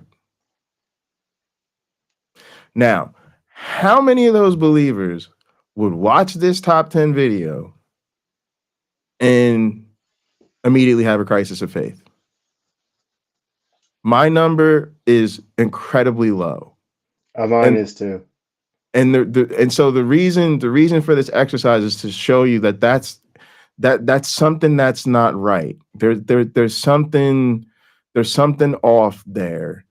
If again, you are a believer, a practitioner, you are paying a cost, you've put a lot of time and energy and investment into this, and you can see and go through this entire exercise and hear all of these things, and you're right back to church tomorrow or next week with no issues. It's something that is you realize is much deeper. Of course, there would be some people who I think, perhaps this planted a seed and gets them going or whatever, but I think those people are likely to be people who, for their own reasons, were already on the path. So my kind of conclusion about a lot of these people, it's just like in a more informed version of things I've been saying for a while, which is just that like a lot of us are like lottery winners, and part of the experience of winning the lottery makes you a bit delusional about how likely it is that others win the lottery, because something incredibly rare has happened to you, which is the only lived experience you actually know. Mm-hmm. No matter what the quantitative reality is, your lived experience is that it's possible and normal, and because it's possible and normal, probably could happen to a good majority of people, and the data just doesn't support that. Right, the data supports that like Prizewater Clearinghouse showing up at your door with an actual check for $80 million is something that just is not going to happen to most people, and I think it's kind of the same deal here. And with a lot of those things, the reason is because the real change is a very long and arduous process. So first off, it's motivated by a degree of self-awareness that a lot of these people don't have. Typical in an ex-believer story is a tremendous amount of self-awareness. Doubt over doctrine, doubt over what they're seeing in the church, questioning themselves. There's getting frustrated about doctrine that they don't feel is fair or discriminates against others. There's sort of some of these prerequisite character traits, and then they go on this long, difficult, painful journey, often that's very isolating, and they have to do this by themselves, and then they have to like reconstruct their entire it's a long, hard process, and it takes years. So by definition, most people are not going to do it. And then this particular process, because again of the ego death involved and the way people who believe these things have often had this replace entire chunks of their personality, especially through their formative years of development as a child and a young adult, and even in the early years of their parenting and things like that. So when their brain, because we talk about how important your childhood is, right? But most people's brains emotionally and cognitive don't really fill out till you're later in life. But these people, again, they've gone through all of that in the cult, all of it. So now they have become their fully solidified self in this disordered system, right? And so it just is incredibly unlikely that they're gonna really change, which shout out to my Adkisson, because now I feel like I'm I'm hearing Maya. I'm just hearing Maya in my head right now. But yeah, so that's why I feel that way.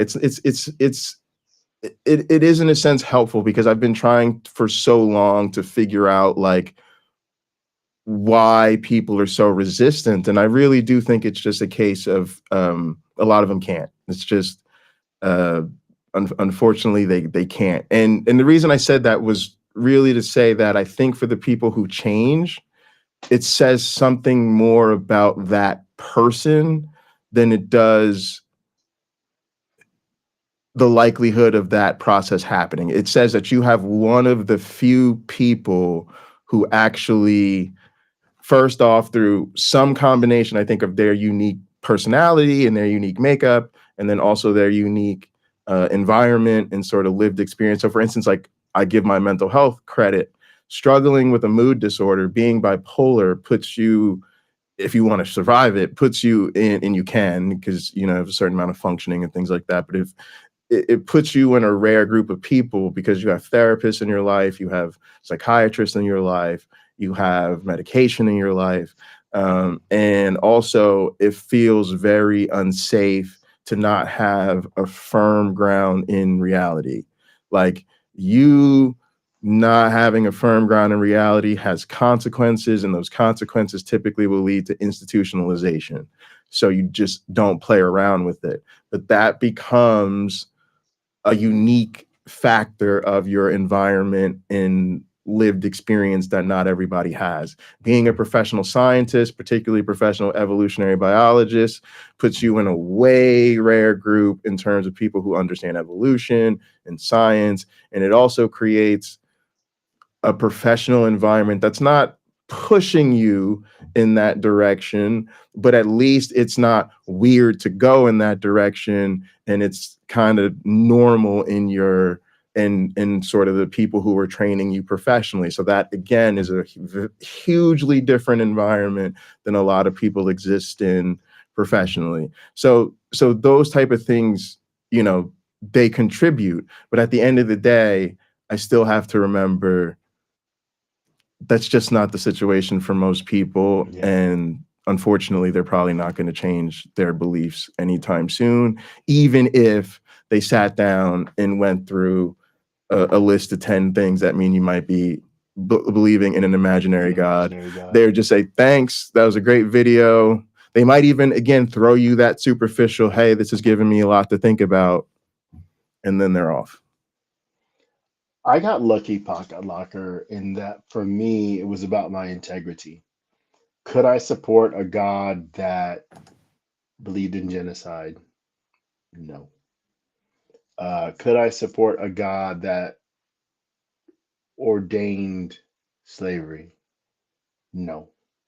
There are some prejudicial issues as far as like, maybe I shouldn't say race, but culturally, like this other culture over here is terrible, blah, blah, blah, blah, blah, you know, and we're better people than they are. I immediately have a problem with that because I've dealt with some racist and white supremacists and stuff like that. So I'm like, no, that's not cool either.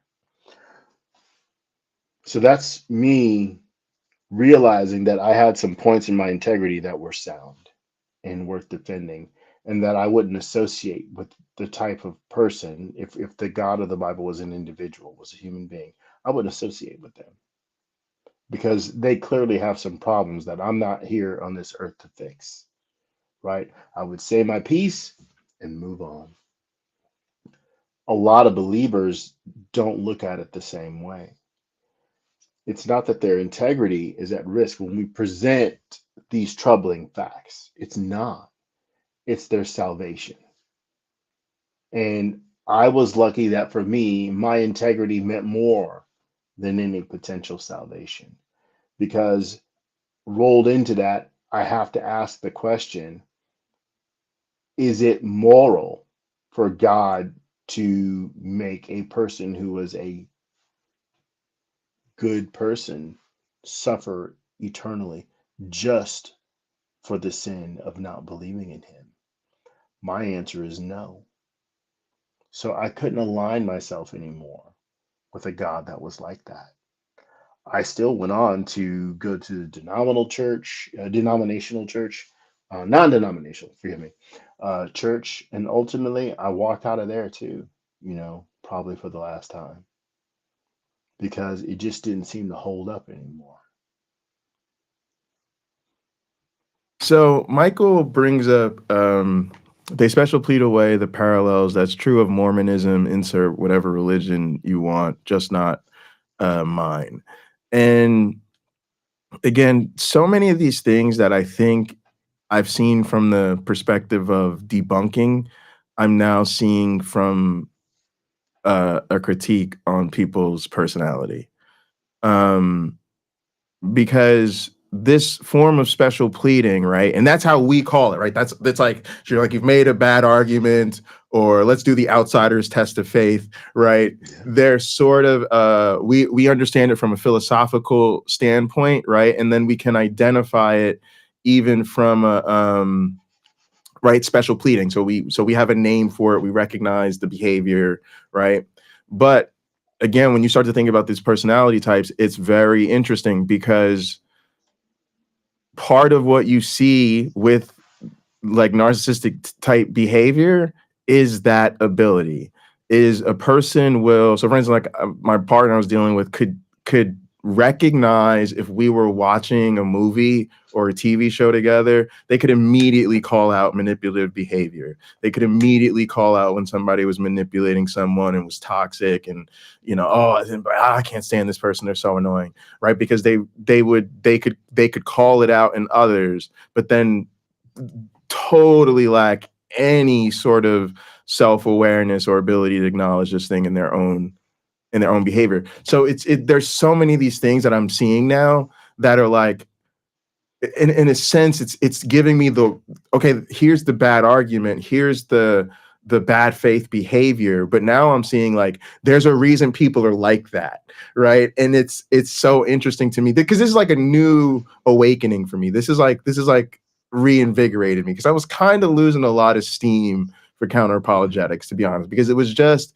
how long are we going to debunk this stuff? How long are we going to rehash the same arguments? It was like, yes, I get it. It's somewhat helpful for people who need the resources as they're going through their personal process, but there's plenty of people to do that. And I just don't know where this is going. But now I've realized, I think I'm always trying to find what my voice is or what my message is. And I think right now I'm very motivated by thinking through and helping others think through why people are like this.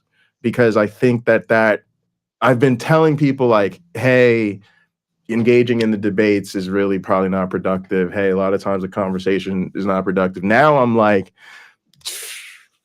sometimes we should just discard interacting with them altogether. But now I'm finding my reason why, right? My reason why is that I think these people are different cognitively, developmentally, and in terms of their personality. And I think that they have some traits that make them inherently resistant to the type of empathy that we would expect from them. And I'm just hoping I can help people see that, because it really is eye-opening. And you do start to be more empathetic, because you recognize like when people need help, right? And that kind of, it can help you realize, okay, maybe I should switch up my approach, because maybe like it's what works with other people is not going to work with them. But also you can start to say, oh, I do see some foundational like dysfunction, and that's really human. And yeah, I can now think of this as, this person is different than me, and we can proceed from there. Yeah. You want to wrap us up? You got any concluding thoughts about the top 10 list? Can you? I do, and it goes back to what I said at the beginning. Can you Google glacier bear, please, and put it on the screen so people can see a picture? Yeah. Oh, it's great. All right, hang on. Mm-hmm. Boom, there we go. Let's go images. I don't see it yet, just so you know. Oh, because I got it switched back to the. There we go. Let's get a So nice I didn't big know there were one. gray bears. Now we know that There are some gray people call it a bears. blue bear. Mm-hmm. Oh, they call it a blue bear. I could see that because the like the gray blue type thing going on. I'm trying to see if I can get, maybe I just manually zoom in there. But yeah, that's definitely a gray bear. Mm-hmm.